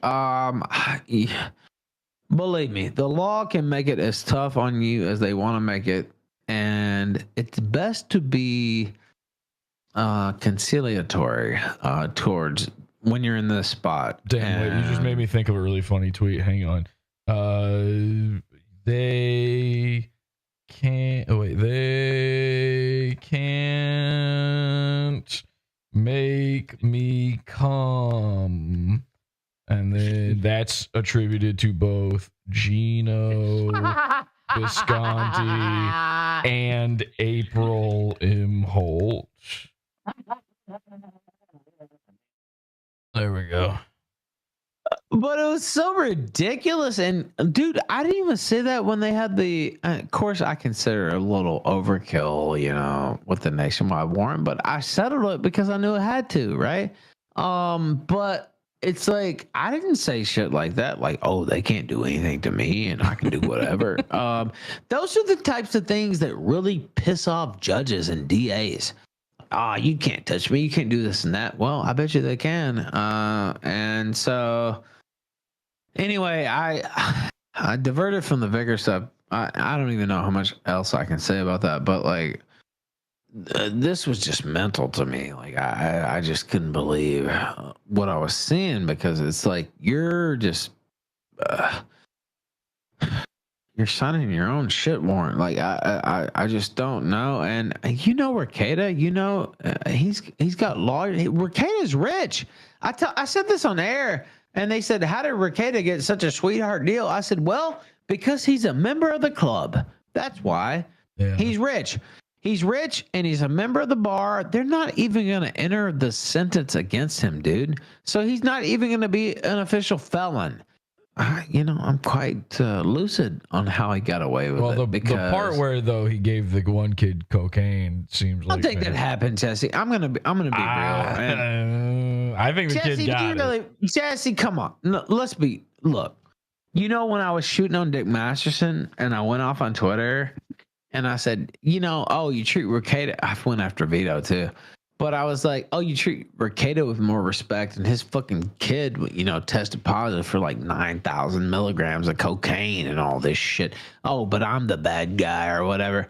You know, Rekieta DM'd me and he said, Ralph, I can tell you're going through some shit. Now, maybe he was playing me too. I don't know. But he said, Ralph, I can tell you're going through some shit, and I just hope it gets better. And I said, you know what, man? I'm sorry. I was just shooting on everybody. I actually don't believe that, because I actually don't. Like, that's a large amount of cocaine for me, much less a 9-year-old. And I don't know. It just seems like, why would he be exposed to a lot of it a little bit at a time? Say it again. They're exposed to a lot of it a little bit at a time. You know, just built up over time. Maybe, but like, the drugs were locked in a safe. Like, I don't know. It's all right. Well, let me ask you this: when you're a teen, because you know he's got a teenage kid. You're right, like a 16-year-old. Positive. It was the 9-year-old. It was a 9. That's Jesus Christ. That's worse. Yeah, you didn't know that? No, it wasn't the 17-year. If it was the 17-year-old, if it was the 16-year-old, I would say, okay, this is tough to defend, because I was blowing tons of coke when I was 15 fucking years old. Right. So, well, you know, there's some enterprising 9-year-olds out there. I mean, that's true. That's true. It's hard to keep the liquor cabinet locked for some 9-year-olds. I can't imagine what the coke safe must be like. You know, the other thing too, when they say it was in a safe, it's like, you think that safe was ever closed? I don't know, man. I'm tired of defending his shit too. I mean, you just gotta remember, they were at that point. All three of them were just straight up tweakers. Like, these were not thinking people at all. I know, you know, Nick likes to present himself a certain way, but these guys were junkies. Like, they were. Nick's lost so much brain power, it's insane. And he didn't have a lot to begin with. Let's be fair. Okay, I won't go there, but like, if I'm sober and I'm on air, I'm still pretty quick. And I know we got some good reviews on our last, you know, collab. And you know, you saw me go off. I just completely went off the reservation on Dick on Wednesday. That final show before rehab. Yeah. But this is gonna sound gay, I know, but like, I've said it already, but like, I felt I went all in, and you couldn't tell it on air, but like after the show was done, and I don't know, I made like $700, whatever. I felt bad. Like I didn't want to do that, right? That Saturday, I think it was Saturday or Sunday, I was talking about Marie. I was talking about her job, and I was like, I've blown cocaine with her. I've done LSD with her. I've done all this and that. And LA, they don't really care anyway, really, to be honest with you. But like, I felt bad about that just because it didn't help me, right? And it was just also like I don't know. I shouldn't have went there. But I felt like she was a part of it. That's why, because she's not. It's like Medicare, where Jade has nothing to do with anything. But she does all the art and all the editorial. I've been saying it for years. I always get shit for that, for talking about her and bringing her up. She is involved. She's been not just involved. She's been behind some of the thing, like the stuff that the dickheads like. She's been absolutely behind the mastermind behind some of these bits on there, like bringing in some old letter that Maddox sent her. That was so dirty, like, and such a bitch move. And of course, I laughed at it when I saw it, but it's like, God, I want to talk to Maddox so bad. I know he never. I didn't tell you this. I tried to get Maddox to come on the episode you were on. Currently, he's like gone full sort of like lefty crazy. Yeah, I know. And which is odd because he wasn't like that before. This is like a new thing for him. But he calls me a Nazi. Jesse, I'm not a Nazi, dude. Like, I'm still lefty in a lot of ways. And I am a Nazi, but he had me on his podcast network. But what I'm saying is, like, okay, I hate to use the trite term, but, the Democrat Party left me. I do agree with universal health care. I do agree with legalization of all drugs. And it's not, and believe me, that's caused me problems, but like, that you cannot stop people who want to use drugs. I agree. I'm also for the legalization of all drugs, despite the fact that I've never done any. Right. And it's like, you can't stop it. And there is one way to like really slow it down, and it's like cutting niggas' arms off and putting people to death. But I'm also for that though as well. Well, I'm not for that. I believe in a free society. Like I don't want to live in that type of paradigm, right? And so I agree philosophically, but it's like I don't. There are ways to cut it down, but even in those societies, there is drugs. There are drugs. Excuse me. And a person who wants to use drugs is gonna find drugs.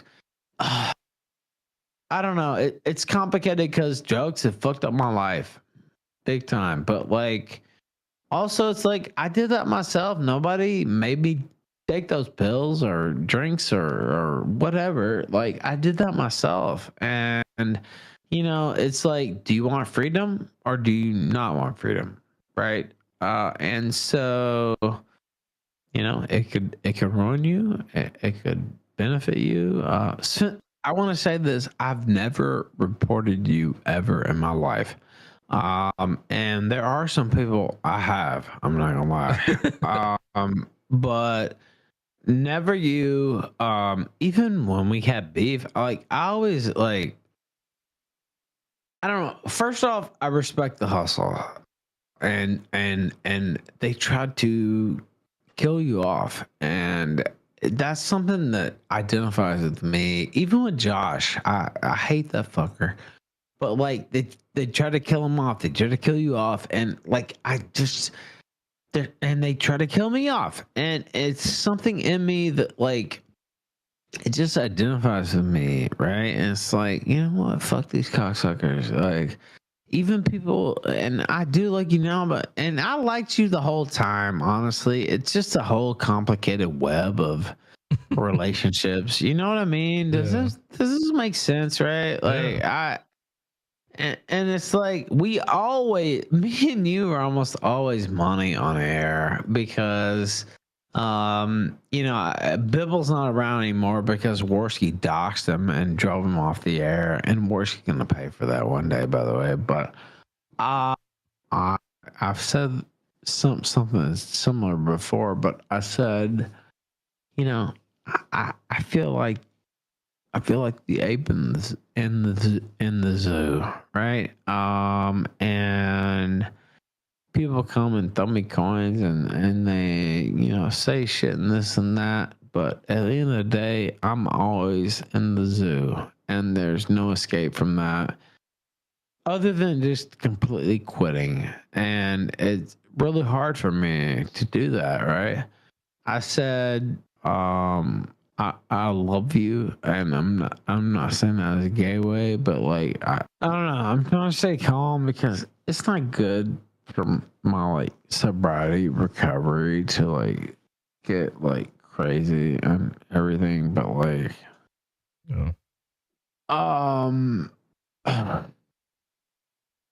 like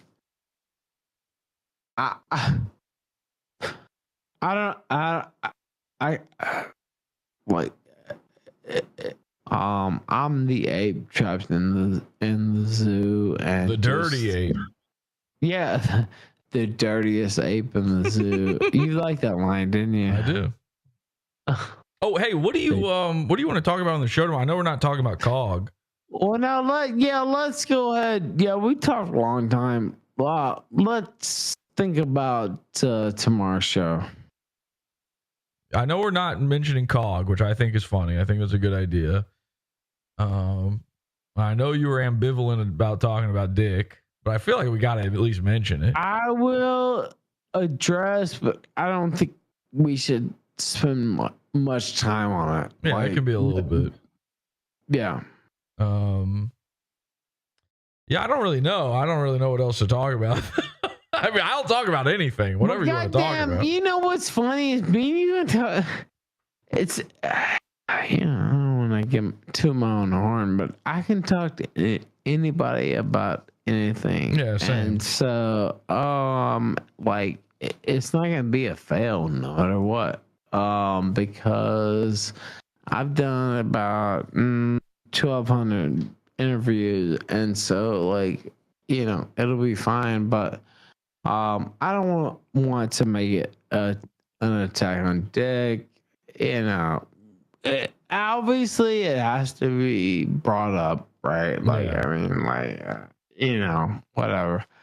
I don't want to bring Mersh up. Okay. I can do that. Not because I'm scared of him, just because he hasn't earned it, right?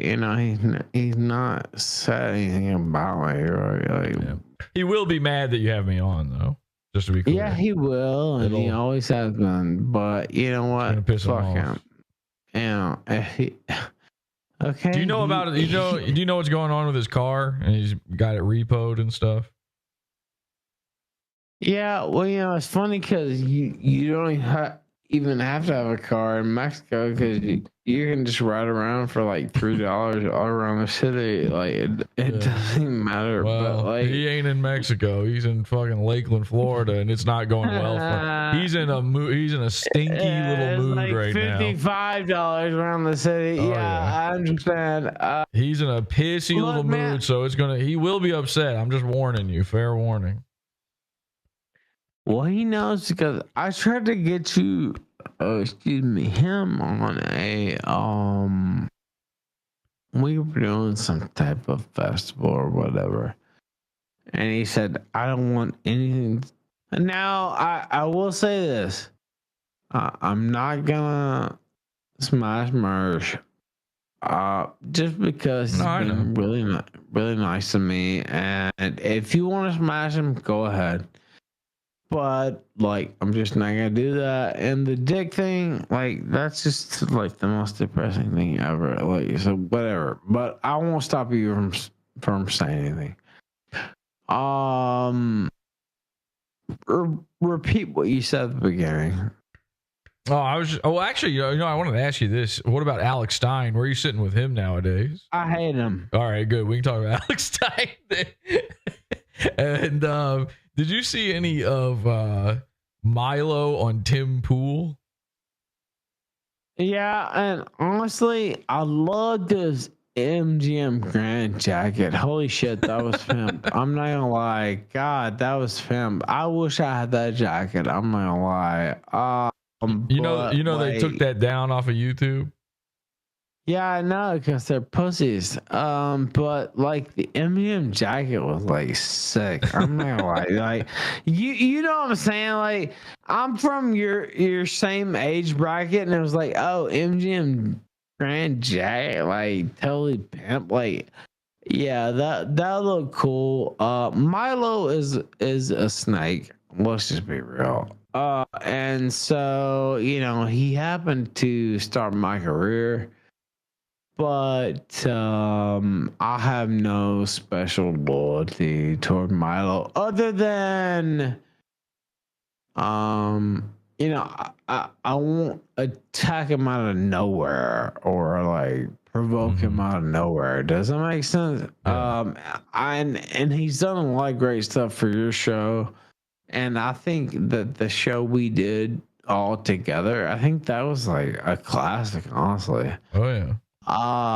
But like he's my like. I hope I'm not saying something out of school, but he's Milo, right? And so he's Milo, right? Like I like him. I like him too. God damn it, that's the only reason I'm here. It's because of him. So. I like him too, but also, there are friends of mine who say he only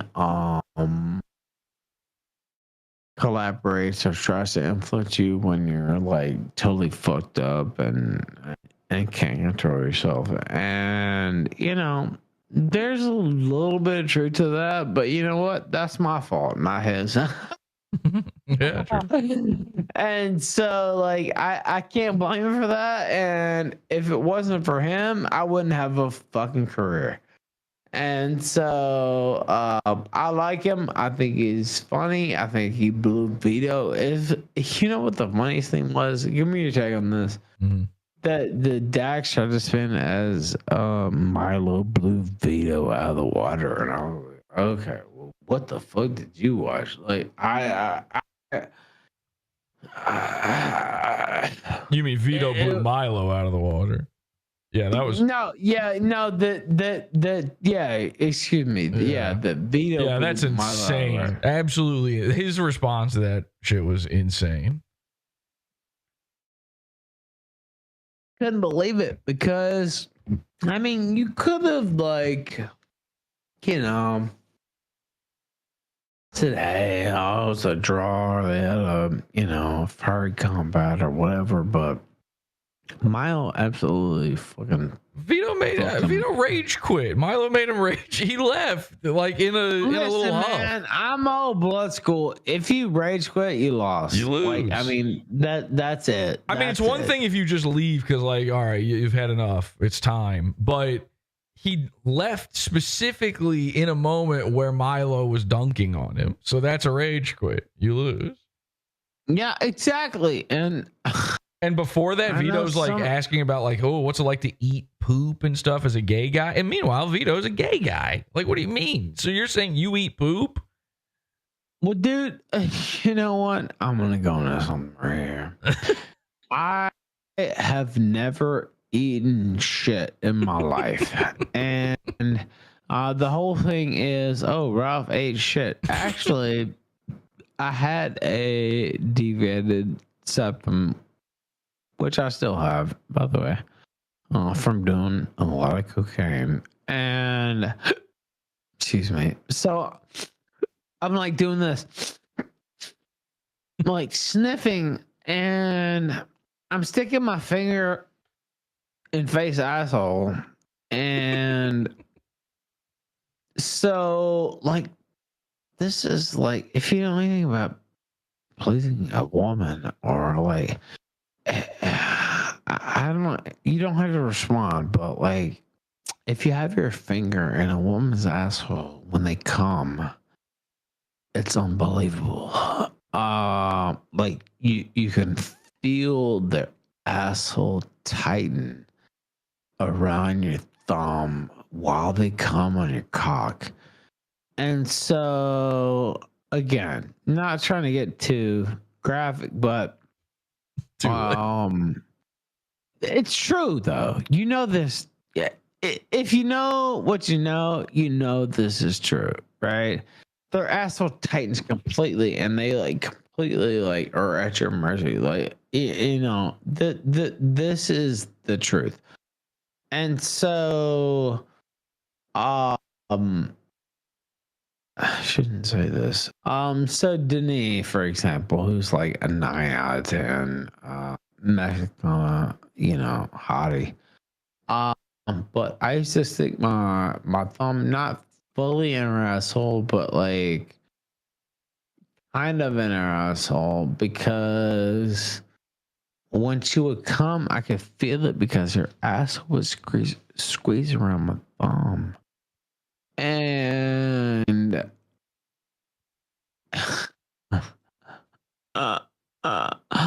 it was like, okay, achievement. You know, it was like an Xbox achievement, Xbox achievement achieved, right? Like, and she couldn't help it, like, cause she, you know, she's a human, right? But like when I made her come, when I really knew I made her come, it was because I had my thumb in her asshole. And I could feel it squeezing around my finger and her just like going nuts. And so that's how I could feel that. And so, you know, with, again, with, I won't even name the name, but, like the tape that's out there, whatever. I stick, I shouldn't say this. I'm gonna say it anyway. Whatever. Like, it's not controversial to stick your thumb in your female's asshole.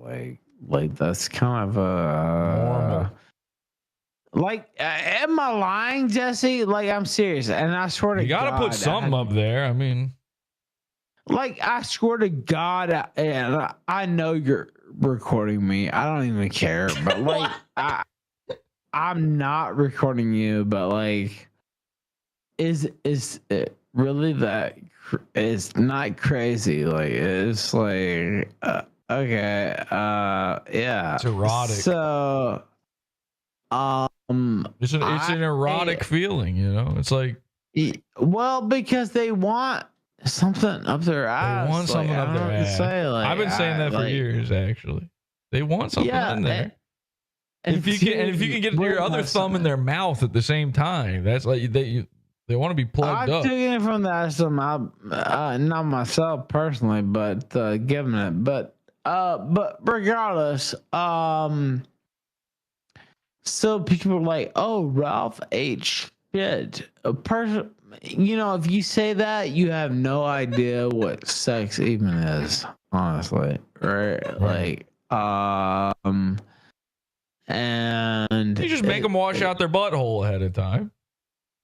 Well, yeah, I've looked ass. Like, I don't give a fuck. Like, that doesn't, like, am I supposed to be ashamed of that? Like, have you gotten your asshole eaten though? Because yes, many times. Killing by a well, I shouldn't say. No, it's okay. But you can imagine who big fan of Neon Genesis Evangelion. But regardless, yeah, I had a woman eat my ass out all the way. And look, like, these are kind of degenerate things. Like, I'm not gonna lie, but like, yes, Well, it's I have. to have like the hairs around it licked. It's an erotic sort of. It's undescribable in a way. It's unlike anything else. Well, so once or twice they weren't, shaved or whatever, but like once it became like a thing, it's like, okay, I'm gonna shave around there, and like, okay, there's no hairs or whatever. I should never tell you this, but I don't care, whatever. Like, I'm the Springer nigger. I don't care, whatever. And so, I can tell you that multiple women have licked my asshole. That is actually true. But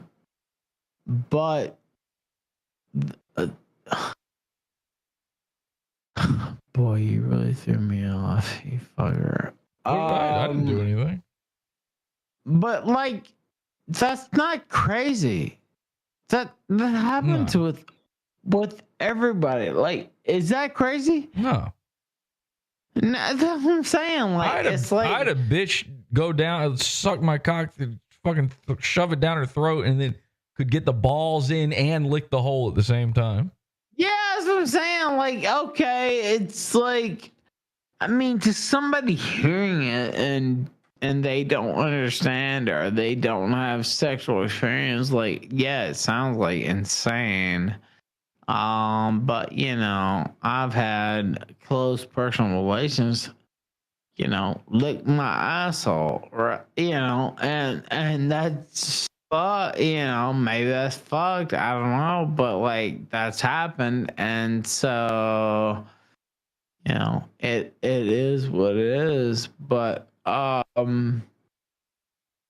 so repeat where you want me to start here, and I want to finish it off, honestly. What do you mean? Like, so, like, what is the question? I didn't ask a question. You just started telling me about eating butt. It's just what you started saying, man. I didn't really ask anything. You just wanted to... You're right. You really didn't. But I mean, I'm happy to find out about all the ladies that you've ever been with eating your butthole or it's whatever. like, oh, you may do that. Like, no, you lick my asshole on your own. You did this on your own. Like, Listen, I'll be honest with you. I assume every bitch that comes across Ethan Ralph eats his fucking asshole. You know what I mean? Like, of course, it's like I won't say number one, but like number. It's up there. It's number maybe. 2. Like, hey, it's number 2. You know what I'm saying? It's in the top 5 for sure. There. Yeah. I mean, that's how you keep her. That's how she knows her place. Nigga, you know what? Tell the truth. You ain't never had your asshole licked. Just tell the truth. I'll be honest with you. I have never, ever, even one time had my asshole licked. But why? I guess because I'm a poopy whoopy diaper head. I don't know. To me, it doesn't seem like I would get anything out of it. But I've heard many guys say that there's something to it. It's not about being, by the way, it's not about being fucked up your ass. It's about like a woman sticking her tongue up your ass. Right. Or tongue fucking your ass. Yeah. It's not like, I know some people, can't really maybe, understand it.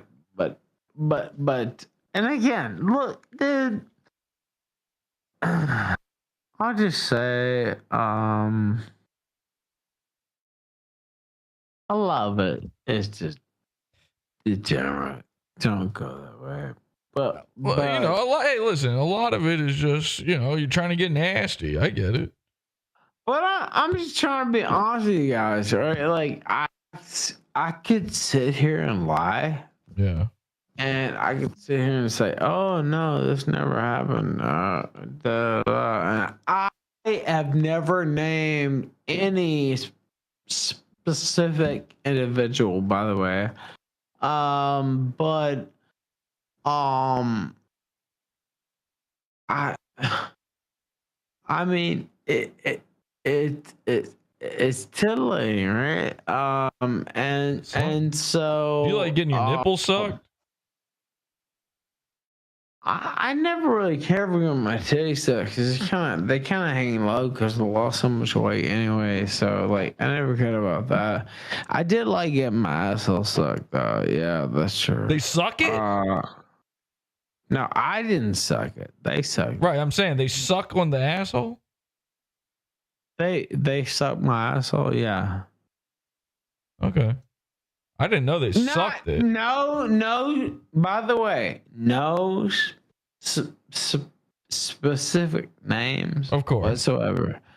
I want to be clear. I mean, listen, I saw the video. I saw, I watched it like everybody else, and you're putting the thumb up there, whatever. But I didn't see her complaining. Well, look, she seemed to be enjoying herself. I'm trying to lay off on that, but hey, I'm not saying any name. Just to be clear, I'm not saying any names. What I am saying, no, there was no complaints because I made it come like it was the goddamn end of the world, and so, I don't remember the timeline. Is there any possibility that the moment that was filmed that everyone's seen was also the moment of conception? No. Okay. No, that was later. I know, like, people have that, like, in their mind that was, when my son was born. My son, dude, you have not seen my son. No. And you won't. But like my son is like such a photogenic little guy. Like my son could be. And I would never want him to be, by the way. But like, he's like so photogenic and so like just amazing that like he could be a superstar, child star. Like I'm not even just saying that. And he is the cutest. I won't say son of a bitch because that's wrong. I can feel that's where that sentence was going. But like it's a figure of speech though. Do you understand though, of course. Jesse? Right? Like it's a figure of speech. It's not me insulting my son. It's just me like he's my son could literally be like a Hollywood star. Like I'm not even saying that. I'm not just saying that for like props or our money or anything like that. Like he's literally that cute. He's literally that precocious, and I don't want that for him. What do you think about tomorrow night? And again, if you recorded this, I didn't say anything that I wouldn't send publicly. To be honest with you. Yeah, it's not a big deal. So it's fine. Like as far as tomorrow, I think we got to mention a little bit of Dick Masters and stuff. We'll just get that out of the way at the beginning. Yes, because it's going to be the last thing in mind. I've got, you know what I want to bring up. I'm not going to say everything I want to say right now, but I want to bring up your message to everybody before you went to rehab. Yeah, that was the best thing I've ever created in my life. I definitely want to talk to you about that, and I want to talk to you about the I know you probably have said it if we're rehashing stuff, whatever, but I do want to learn a little bit about it, about the experience, and then maybe some Alex Stein or something. I kind of want to shit on Alex Stein. That motherfucker. Fuck. Yeah. You talk about Dick Mason. I hate Alex Stein way worse. Like this guy fucking faggot. Alex Stein sucks. He's so unfunny. And we can just play it by ear. Both of us know how to talk. It's not gonna be a big deal. Yeah, you know what? That's the funny thing because people are like, "Oh, what's Jesse and Ralph?" Sorry, I mean, but what Jesse and Ralph don't talk about, well, a couple of old pros, and we're building some. I feel like this at least, but we're building some respect and some trust between each other, and you go from there. Alex Stein's a complete piece of shit. He should be put. Yeah, he should be put to death. Pasture, I would say. I would say put to death. Well, I won't say that. They should throw the chair at him. He's such a piece of garbage. Like I just put out to pasture. I don't avow any death, by the way. I want to be clear. But like he's such a loser. Like he's not funny either. The worst offense, listen, you know this already. The worst offense is to not be funny. And he's not funny. He's just not funny. And you know what? You can hate somebody, you can, have beef with somebody, but like, if you're not funny, you're not funny. And that's the whole fucking thing right there. Like, and so he sucks. He should be purged from the, conservative movement, whatever the fuck. I don't believe in the conservative movement. I don't know what you think, Jesse, but like, I'm not a part of the conservative movement. I agree with some things here and there. But there's a lot of things I don't agree with, and I don't sit here and say, "Oh, I gotta be a MAGA-tard and put my MAGA hat on." Like no, that's not me at all. I guess maybe I can make more money and be more of a shill, if I did that, but that's not me at all. Yeah. So I'm totally apolitical, other than I think you should be allowed to kill women if you want. Just about officially, but wink, I understand.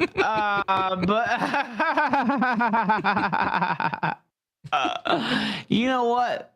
I don't even know how much this will make, or if we'll ever make error, but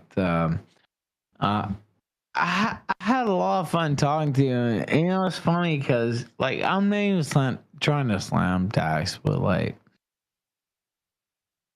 he can't have these type of conversations. Like, he's so protected. He's so like ensconced, right? Yeah. Like, well, Maddox put out that video finally all about everything, like years after the fact. I watched it. And Dick got it taken down off of YouTube, right? Yes, he did. He struck it down. And all because he's being called a pedophile in it. This is the real reason. I don't actually think, first off, I'll say this. I don't actually think he's a pedophile, but it's funny that, man, you're really pushing me.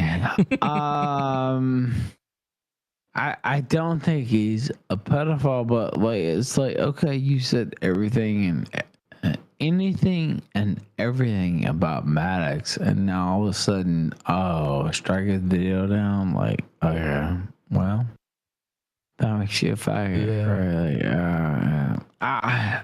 I don't like saying that. Like, I like these people. Like, you know what I mean? You shouldn't like them, man. They don't like it. You know what? This is one thing I do want to say on the show tomorrow. I'm going to repeat it. Okay. By the way, and let's talk again if you have a chance before the show, but like I don't plan, like I'm not scared about anything you'll say or anything like No, that. I'm not gonna do Like, anything. but like I just want to be good is the only Yeah. thing. But anyway, go ahead. No, all I want. This is what I want to bring. I hope I remember to say this tomorrow. Is, you know what? This is a legitimate theory I have. Is, you know, he used you as a troll shield, same way he used Maddox, same way he uses Vito now, and I kind of think that part of why he's dumped you now is because you're not a big fat guy anymore. You know, he needs, you know, Vito is a big fat guy. And so when you look at them next to each other, it's just easy to go like, oh, this is the one to make fun of because he's a big fat guy, right? And I think that that's what he got out of you before he had Vito, was that he was like, oh, okay, well, Ethan, I mean, one, you're like a controversial figure, obviously, but two, just you guys next to each other on a screen, it's like, all right, I guess I'll make fun of the big fat guy. You know what I mean? You know what's funny is I ate M&M at 178 pounds. Vito will never see 178 pounds. I'll say that for a fact. But probably maybe on a plate in front of him. You know what? I don't even hate Vito. Like, I always get along with Vito. It's funny, but like, it's just like this guy's playing. I shouldn't say this. I shouldn't say this publicly, but like, we're too deep now. It's like, okay, this guy's playing me, like, whatever. I will say this. I hope Dax Herrera and Maria Valenzuela have a healthy child and it works out well. That would require it to be Dax's kid. Obviously, that's not the case. It's some other guy. Well, you know, there's a whole theory that Vito and some. That's crazy. That is crazy. You saw it, right? I did not see that. No, that's wild. No, dude, I won't get into it, but like, what I'm saying is, I love these guys for so many years, and they did a lot of stuff for me, and but you know what? They did you dirtier than they did you clean. Well, that's what I'm saying. They stabbed me in the back at the time when it was really the most. You know, if they stabbed me in the back when I was on top, like I would have fucking destroyed them, right? But like they stabbed me in the back at the moment that they thought they could kill me. And it's funny because listen, I've tried to kill myself unintentionally, not physically, but like career wise. It's funny, it didn't work. But you know, Dick Masterson cannot kill me because I'm more entertaining than Dick Masterson. Period. And I'm definitely more entertaining than 80s Girl. And so, you know, this might sound like pompous to people hearing this. And, you know, we're off the air right now. We'll talk about this on the air tomorrow. But like, I'm better than these people. And so, the idea that I should supplicate myself to them is ridiculous. And so, you know, I've told you some things. I didn't tell you everything because, like, some of these things are like so deadly and so like, it has nothing to do with Dax, by the way. It's so like crazy. Like I just have to keep that close to the vest. But it's so wild because I love these people. Literally, I love these people, and and they just couldn't keep it up, and that's okay. But you know, Jesse's I'm talking to Jesse right now, obviously, but Jesse's a pretty formidable enemy. But so am I. And I have so much dirt on so many people that hasn't been released, that and I'm not even talking about them, by the way. Like, it's like, dude, you will not believe what's gonna come out in 2025. Like, I'm telling you now. Like, you will not believe what's gonna come out. But I respect you because, like, I feel like you're like me in a lot of ways. You know, we have different comedy. You know, I'm from the South. You're Richmond, whatever. Yes, the capital of the South, right? Yeah, but like, I'm from the deep South, right? Like, and so it's like, I respect your hustle. I respect, like, man, you never gave up. Like, you never, like, I don't think you thought this would happen, to be honest with you. Yeah. Like, I mean, in my opinion, you'd be lying to me if you thought this would happen. And no, you can correct me if I'm wrong, but like, it's like, you know, this guy, man, like it totally changed things, and there is so much more to come that you have no idea. And I'm not even talking about Dax particular, by the way. You have no idea what is coming. You got to at least hint who you're talking about. I mean, you're killing me here. Well, the Who. Well, hi, man. I'm not trying to be a dick, but like, I literally can't tell you. And so, but like, I'm telling you this. This is going to be the biggest story in sector history. And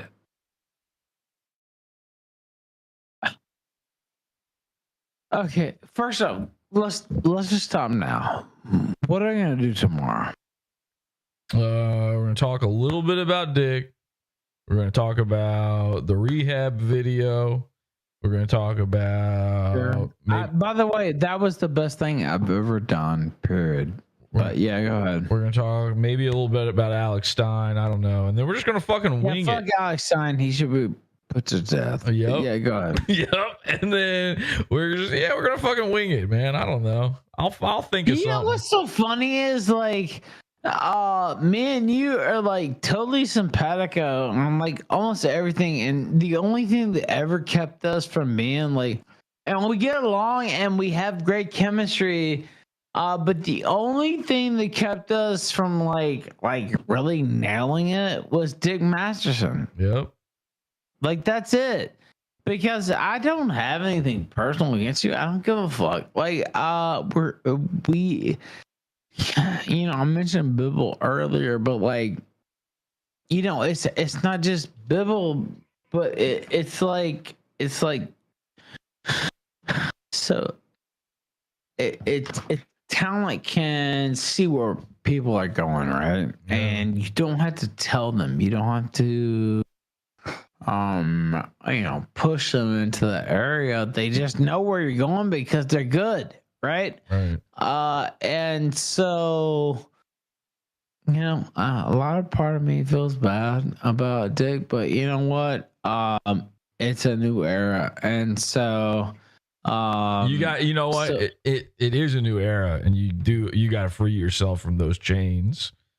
yeah, dude, I'm totally. And you said that to me, I think on Twitter earlier or DMs, and it was like, you know what, Ralph, you just gotta drop this, dude. Like, it's over. Like, It's over. it's not gonna happen. He's gonna totally blackball you regardless. And by the way, if he didn't, that would be worse because he'd be using you.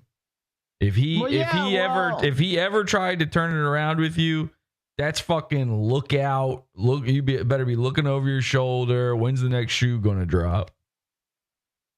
I will say I do feel I shouldn't, by the way, but I do feel bad about bringing Marie into it. Fuck that bitch. But that's just the optics reason. I get it. She's supposedly pregnant and all that. I get it. But but she's also a cam whore. So fuck her. Well, she legitimately is a cam whore, and I've seen her. I've seen that. And he lied and lied and lied about that. Well, yeah, the other thing is just admit it. Like, okay, you showed your ass and your pussy and you made some money. Like, I don't actually have a problem with that. Who cares? Yeah, that's the thing he didn't get. When I was on your show and I was like coming at him with all that shit, he kept trying to make it like, why do you care about me? I'm a different guy. And I'm like, I don't care. It's that you are right now. He's going around from podcast to podcast back then saying that iDubbbz is a cuck and a simp because iDubbbz's girlfriend is an OnlyFans whore. And it's like, I agree with that, but that's also then true of you. If you're of you, yes, exactly. And it's like, that was it. Man, look, man, make money however you can make money. I hate to say that, like that sounds like really crass and whatever, but like, okay, if your hoe's gonna show her ass and her tits and her pussy and make money, and I don't actually personally, is it good for society? No, but like, do I really have a problem with that? No, I don't. But what I have a problem with is lying and stab me in the back. And dude, you don't understand. I don't know if you understand. Like, he shit on me, and I was about to kill myself, Jesse. Like, I'm not killing you. I mean, I'm not kidding you. Like, I was like, it's over. Like, I need to just leave. And then I saw my son. And I said, by God, could you imagine like killing yourself like when you're on a visit with your son? And he found that out 10, 15 years later. Like, well, what would he think of you? Right? I would much rather him think of the real Dick Masterson than me. And I was that bad, dude, and that's that's like a shame. Like, that's like fucking a disgrace to admit that, to be honest with you. But like, I was like, man, it's over. Like, whatever. I want to see my son one last time, and I'm gonna kill myself. Like, that was the plan. And he knew how bad I was. And he went on air with this fat fucking pedo veto and laughed it up. He has to pay. And I don't like feeling like that. Like, maybe it's not good. It's true. But it's like, he has to fucking pay. Now, Mersh, listen, I'm not going after Mersh. Like, whatever. You can make a joke here or whatever, but like, Dick Masterson, Dax Herrera has to pay. And he thinks he's above it all. He thinks he's in LA. He's a failed fucking actor. He also ran on a couple commercials and like fucking guest spots on extras on TV shows. This guy's not a fucking star. I'm more of a fucking star than he is. And you are too. This is insane. Yeah. Oh, he was on Dr. Phil with a complete fake gimmick that they already knew about. You know what? Fuck you. And I get more mad the more I think about it. But it's like, nah, I'm mad. And so anyway, okay, before we sign off, top 2 or 3 things we go through, and then of course I usually just run through interviews without any plans, and we just go through organically because I feel like that's more I feel like that's more genuine. Yeah. But in this case, I feel like no. But just give me your thoughts. It's 7 p.m. tomorrow, and so yeah, again, dick stuff, and I mean, listen, we got a big shared history. We could kind of go over some of that too. We could rehash some old events. That'd be kind of funny as well. Like the pissing on my brother's grave moment. That was a funny one. By the way, the brother that didn't die, yeah, that's true. Yeah. That was funny. It actually was funny. I had to make a lot of people who like me angry for that joke. They were pissed at you. They I were saw that. very mad at me. I did a very bad thing. You went full Andy Kaufman, Matt. Yeah, I gotta lie. I can't lie.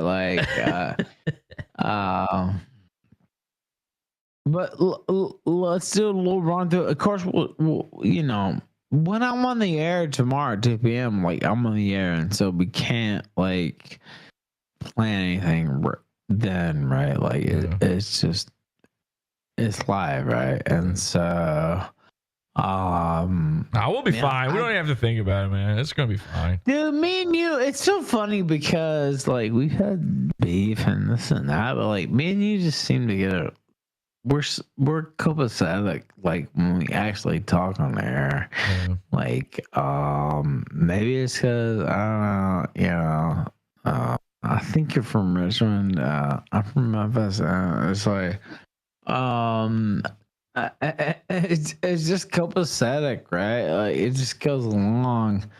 But what I'm saying is,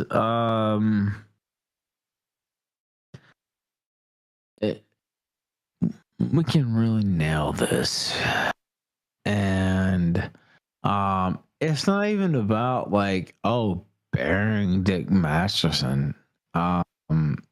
That shouldn't be what it's about.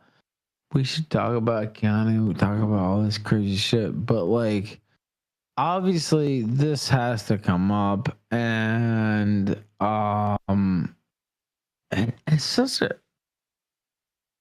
it's a shame because I wish this wasn't the case, and I spent years saying this wasn't the case, and it actually is the case though. Oh yeah. I know I sound like Maddox, but it's it sounds so gay, but I love this guy. And that's what he does. He gets you with his feminine wiles, He snake charmed you. This is why wrote a book called Men Are Better Than Women, because he wants to lure men in, and you're just one of his victims. The thing is, I have a direct line with Mrs. Vickers, we'll say. Right. And she has no other. Dude, listen. We can totally destroy Matthew Vickers and all of his emissaries, because I have a complete and and she knows because I could have released everything she said already, right? But I didn't because I know, I'm not a journalist. Like, I don't claim to be, but I also I uphold those type of standards. Like, it's like, okay, if somebody says, "Hey, don't release this" or "Don't do this," like I follow them, right? Because I want to build trust, and I want to be like that. I don't know. Some people just don't understand how it goes, but whatever. This is off the record, and if this ever comes out and recording, this is AI, and this has not happened. Okay, yeah. So Aaron Vickers has accused her husband of raping her. Yeah. And look, marital rape. Right. And well, they should not be illegal, but whatever. But like, look, I will still be my same self because I'm on her side completely and will never change. But I will say,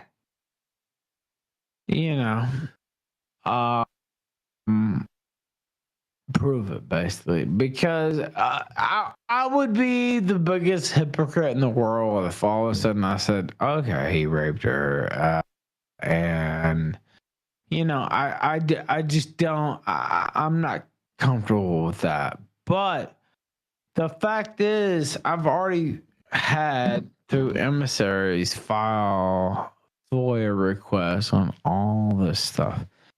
And so I'm expecting to get this soon. Now, she requested me not to release it immediately. And, we're on the same team. And so I said, okay, that's fine. I said, you know what? I'll follow your every lead, except you have to agree to a complete firebomb on Matthew Figures eventually, right? You can't hold off. Like you can get me to listen. I have to be very careful though how it's rolled out. And you noticed, I know you saw some of this. He's suing his wife and all this. Well, yeah. I know all about it. But I don't know. I'm sorry to drag you on. I'm not trying to waste your time or anything. No, man. I'm enjoying hearing you. I do have to take a piss though, so. Yeah, I gotta take a piss too. That's the funny part. But yeah, let's both go take a piss and just call it a night. People don't understand that, like, it's funny because, like, I just like talking to you in general. Like, God,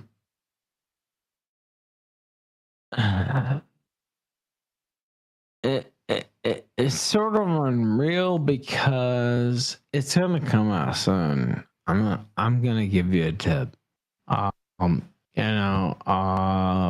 Alice sucked my dick 100%. That's true.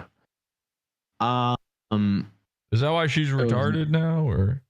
Maybe so. I don't know. The Ralphicom got her, but like I didn't make her do that. And if you go back and watch the first episode where she talks about it and she's like, "Oh, Ralph didn't rape me. Ralph didn't do anything, and we had our thing or whatever."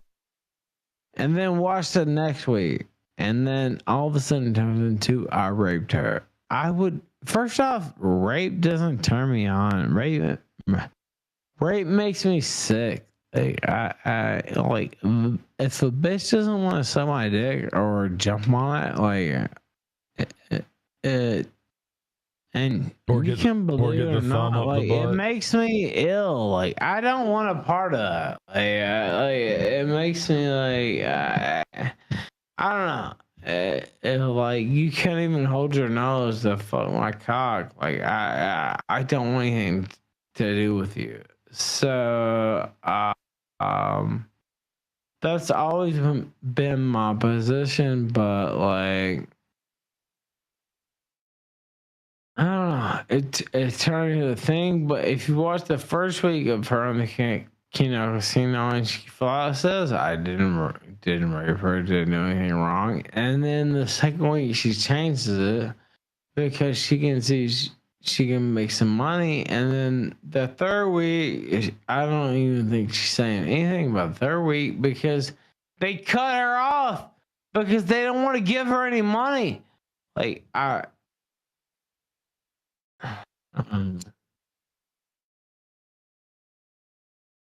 it's crazy, man.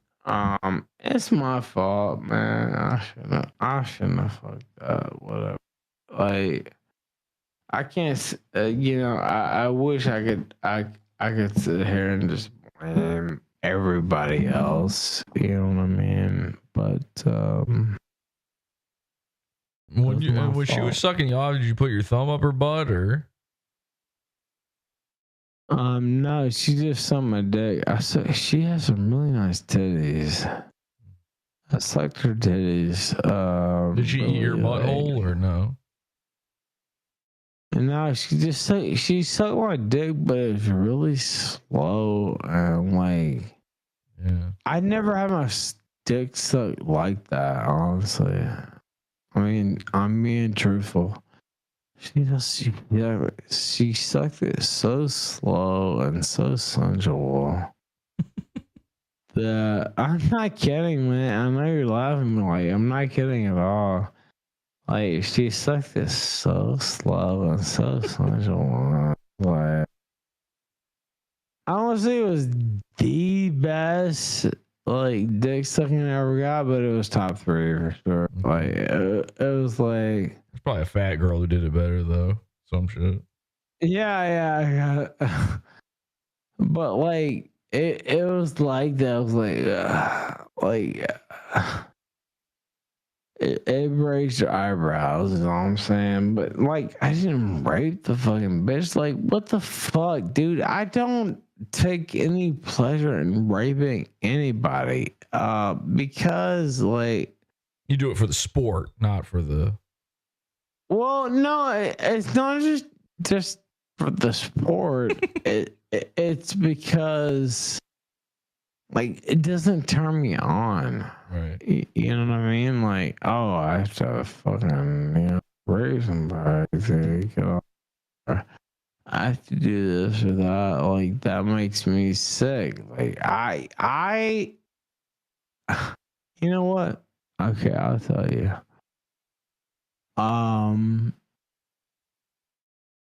What actually turns me on more than anything, even more than me getting off, is me getting the woman off. Yeah.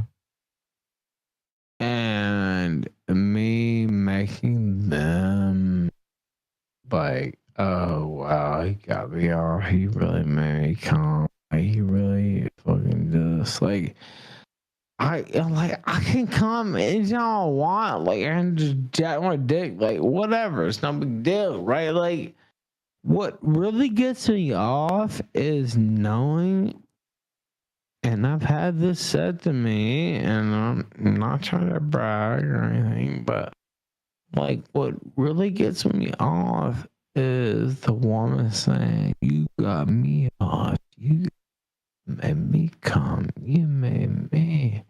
Like that's what gets me off. And I know some people would call that cockery or whatever, but like I can come anytime I want. I can just fucking jack my dick off and come, right? Like Is this a surprise? Like I can do that anytime I want.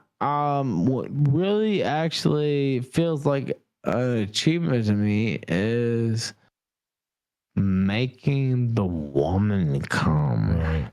And that's why you like to feel the butthole around the thumb, because then yes. Well, you know what? You mentioned that. You know what? I'll give you forgiveness if you record this, but like, like, so, first off, I've never ate any shit like that's totally dumb. Like, whatever. I don't eat shit like that's totally stupid, but like, when you're fucking a bitch from the back, you know what I'm talking about. You already know what I'm talking about. Tell me you don't know. You know what? Deny you know what I'm talking about. Okay. I don't know what you're talking about. You're so full of shit. You told me to deny it. You're so full of shit. Oh my God. Oh my God. You know what? Be honest. What? You're fucking her from behind and then what? What are you saying? Okay. So what I'm saying is, okay, you're fucking her from behind, and you're pounding the pussy, right? And you take the thumb, but you have to be a little gentle, obviously. But people who have made a woman come know what I'm talking about, by the way. But you stick the thumb slightly, not all the way, slightly into her asshole. Like a bowling ball. Yeah, no, but it's slight though. Like it's not like, oh, you stick your whole fucking thumb into her asshole. Like she wants that already. Like she wants you to do this, but like you do it. You do it slightly or whatever. I don't know, but and so if you ever made a woman come from the back, which I have many times, by the way, and you have your thumb in her ass. And it doesn't have to be all like, 15 inches in her ass. Like it could just be barely in her ass, right?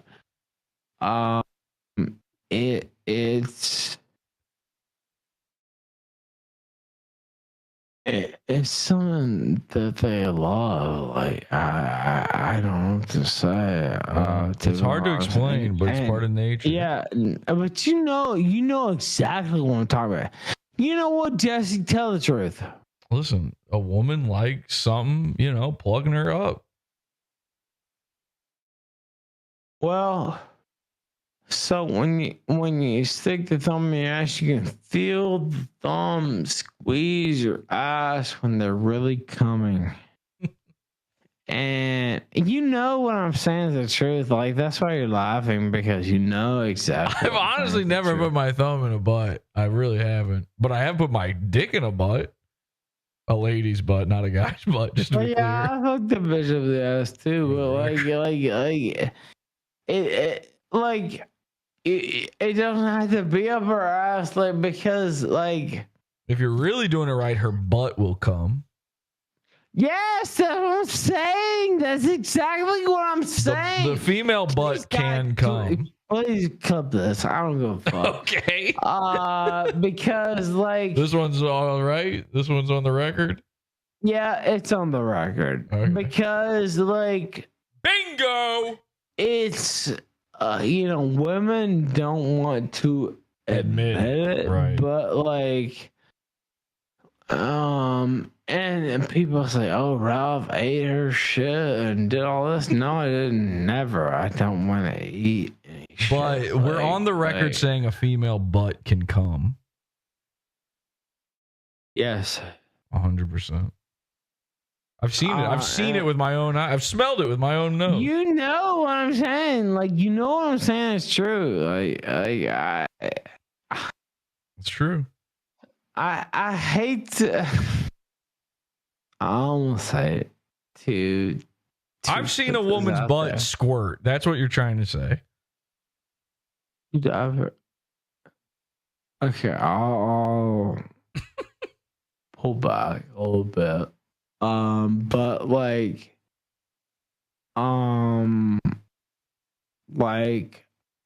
so say I'm fucking a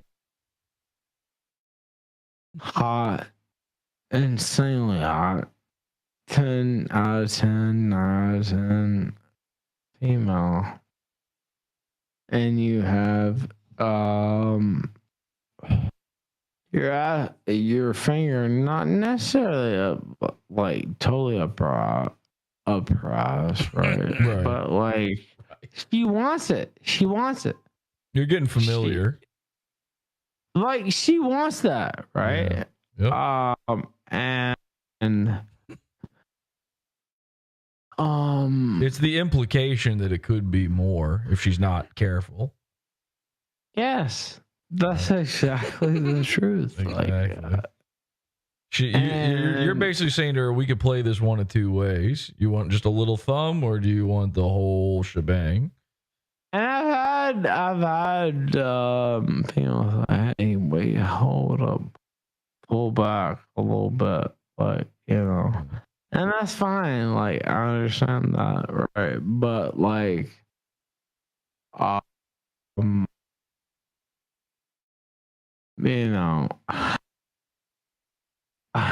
I'm not telling you any lies at all. Listen, and there's some women that have been in your life. We're not naming names, but there's some women who've been in your life who love it up the ass. Yeah, they do, and doesn't matter where it's from. Yeah, it's like, okay, you put thumb in, and I don't know. I feel guilty about it a little bit because I know it turns on crazy. It's almost a cheat code. It's like putting in a cheat code. Yeah, it really is like that. And it's like, okay, well,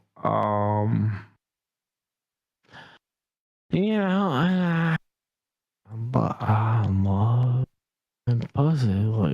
What can I say? Does that make me bad? No, I don't know. Oh, it makes you a man.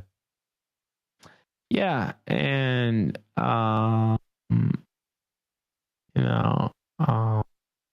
I'm never eaten any shit or anything like that. That doesn't intrigue But me. if a little poop got on your lips, I mean, it's not like you'd give up on the night. Yeah. I'm just saying, if it accidentally, some of the woman's fecal matter got somewhere near your mouth during the middle of the act, you wouldn't just give up on the entire night. No, of course not. You're a bigger man than that. But what I'm saying is, there's this whole What about when a lady queefs? Oh God, that's the best thing ever. You love a queef? Yeah. That's interesting. Yeah, I don't know. Sometimes I can be ambivalent on a queef. Well, it means you're hitting the pussy right. Okay. I mean, I don't know what to say. That's just the truth. It just reminds me of Nickelodeon Gak, where you could be with a little container. Yeah, but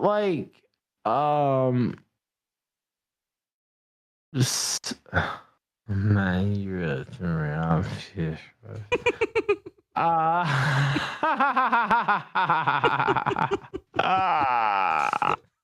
All right, man, I gotta take a piss. I gotta go. We get it. You love butts, whatever. That's no big deal. I don't care that you love a butt. I'll talk to you tomorrow. No, it's not about loving butts. It's I actually and I'll say this publicly. All right. I am more titillated by seeing a woman than pleasing me. And so that sounds crazy and whatever, but like that's the truth. Like that's me. All right, nigga. Well, I'm not trying to fuck you, so that's fine. Right? Like, does that make sense though? I get it. Hey, listen, you're talking to me. I'm a guy. I love pussy. You know what I mean?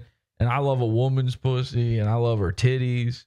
And when I'm having sex with a lady, I like it when she comes. That's me. Now, have I stuck a thumb up the butt? No, I haven't. That's the whole thing. I can come at any time I want. I want a lady squirting. I want it to be gross, basically. I want it to be a filthy mess everywhere. That's what I want. And look, I can get off anytime I want, right? Like I can just jack off and it's over. Whatever. But like boy,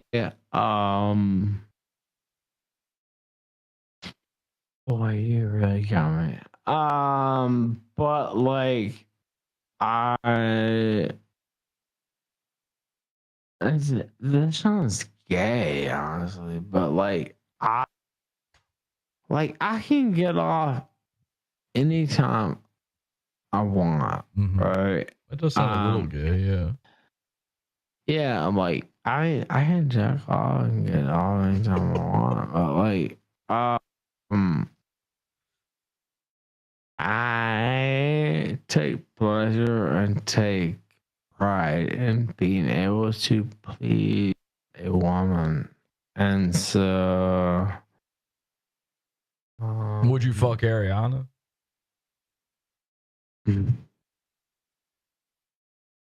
If push came to shove, would you? I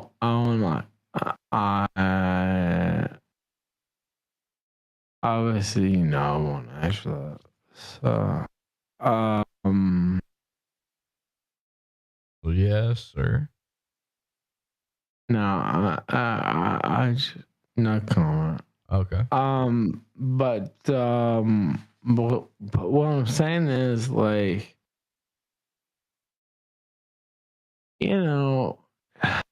like goddamn, you can just jack your dick off and come at any time, right? And so.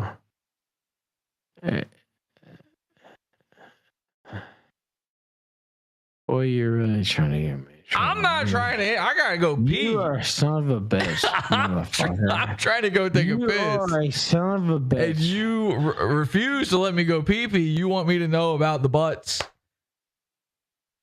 I'm not big into anal sex because, like, first off, you like have to be like super hard. I mean, I've done it, but like, it's not worth it. Some women though, they want it. That's what they prefer it. They prefer it. No doubt. I could tell you all about it. I don't even know what to say right now. Like, I'm just totally fucking dead of this. But well,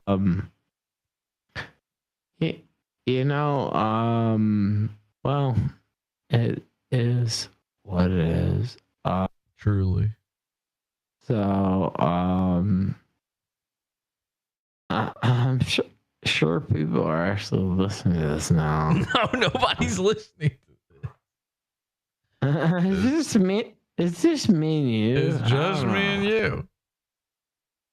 Although you did tell me a minute ago that I could record you saying that you fuck butts and you put your thumb up butts and you said that's on the record. So, but well, I mean, nobody's listening right now. Listen, first off, we'll talk about it on the show. Don't make of this. I don't think putting your thumb up. We don't have to go over the thumb up the butt anymore. We don't need to relitigate the thumb. It's not like, oh my God, a bad thing. We do not have to relitigate the thumb bum. All right, you're fine. Okay, you know what? Let's do it tomorrow. We'll do it tomorrow. All right, I gotta go take a piss. I gotta go. I gotta go too. That's what I'm saying. So right. Tomorrow. Jesus Christ. But anything else? Yeah, I'm good. So tomorrow night, 7 p.m. All right, I'll see you then. 7 p.m. God, I still have the hiccups. I know what time. I'll see you then. I gotta piss. Goodbye. Goodbye. Ladies and gentlemen, there you go. The call. Now, again, I only did that to show exactly, like, it made me sad because that was immediately following the rehab stint. I never would have played that if it weren't for that fact, but I know that he's still denying that there's some sort of issue. Also, I just wanted everyone to hear how much Ethan Ralph loves a butt. Now, during all of that, by the way, I was monitoring the situation over live on the kill stream, and it looks like maybe he did talk about Podawful while it was live. This is crazy. While it was live, he, what do they call that when they, like, you raid a chat? He raided the chat of Nightwave. I guess Nightwave just went live. Nightwave's stream is called Goon-tastic.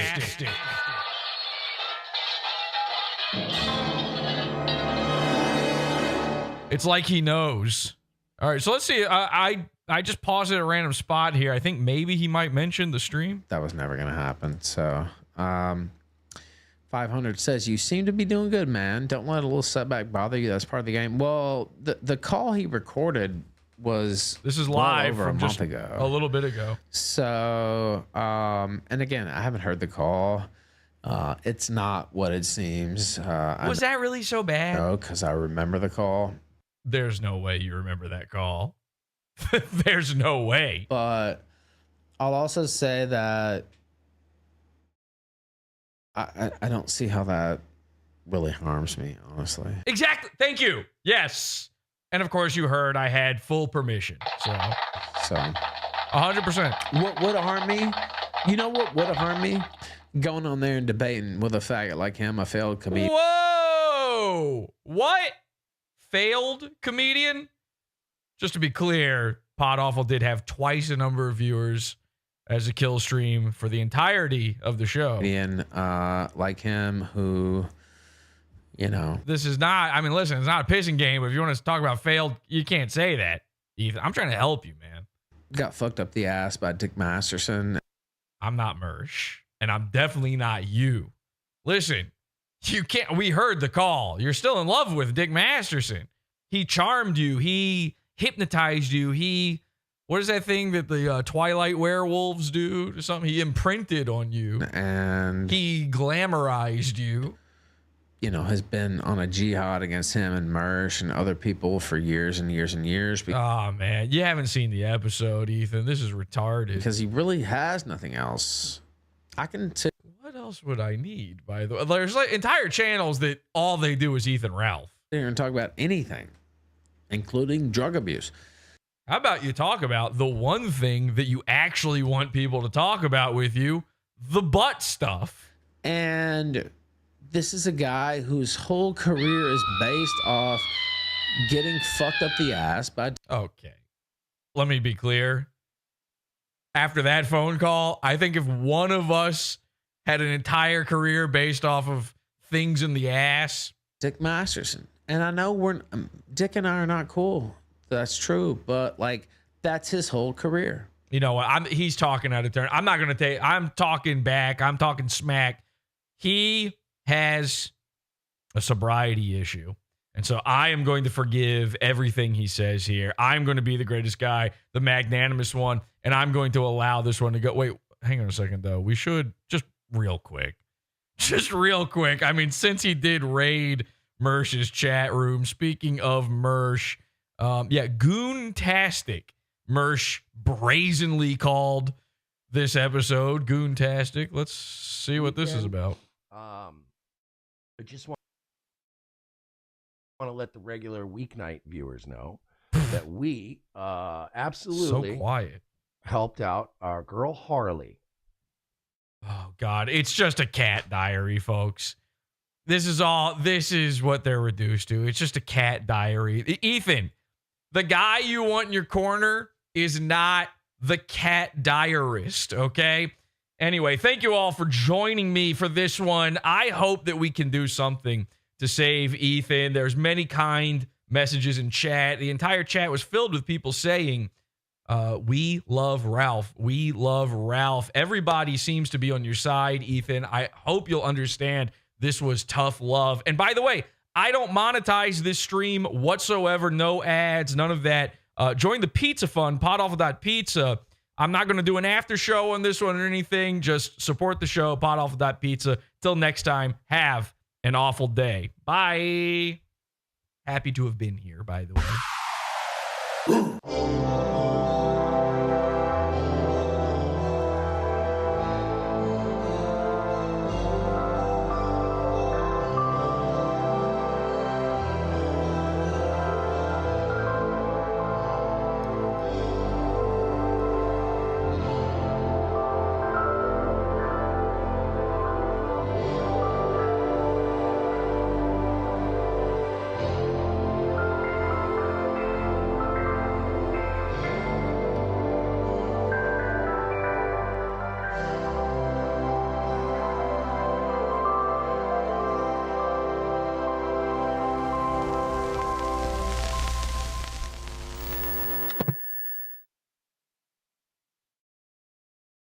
I'm an excellent goon.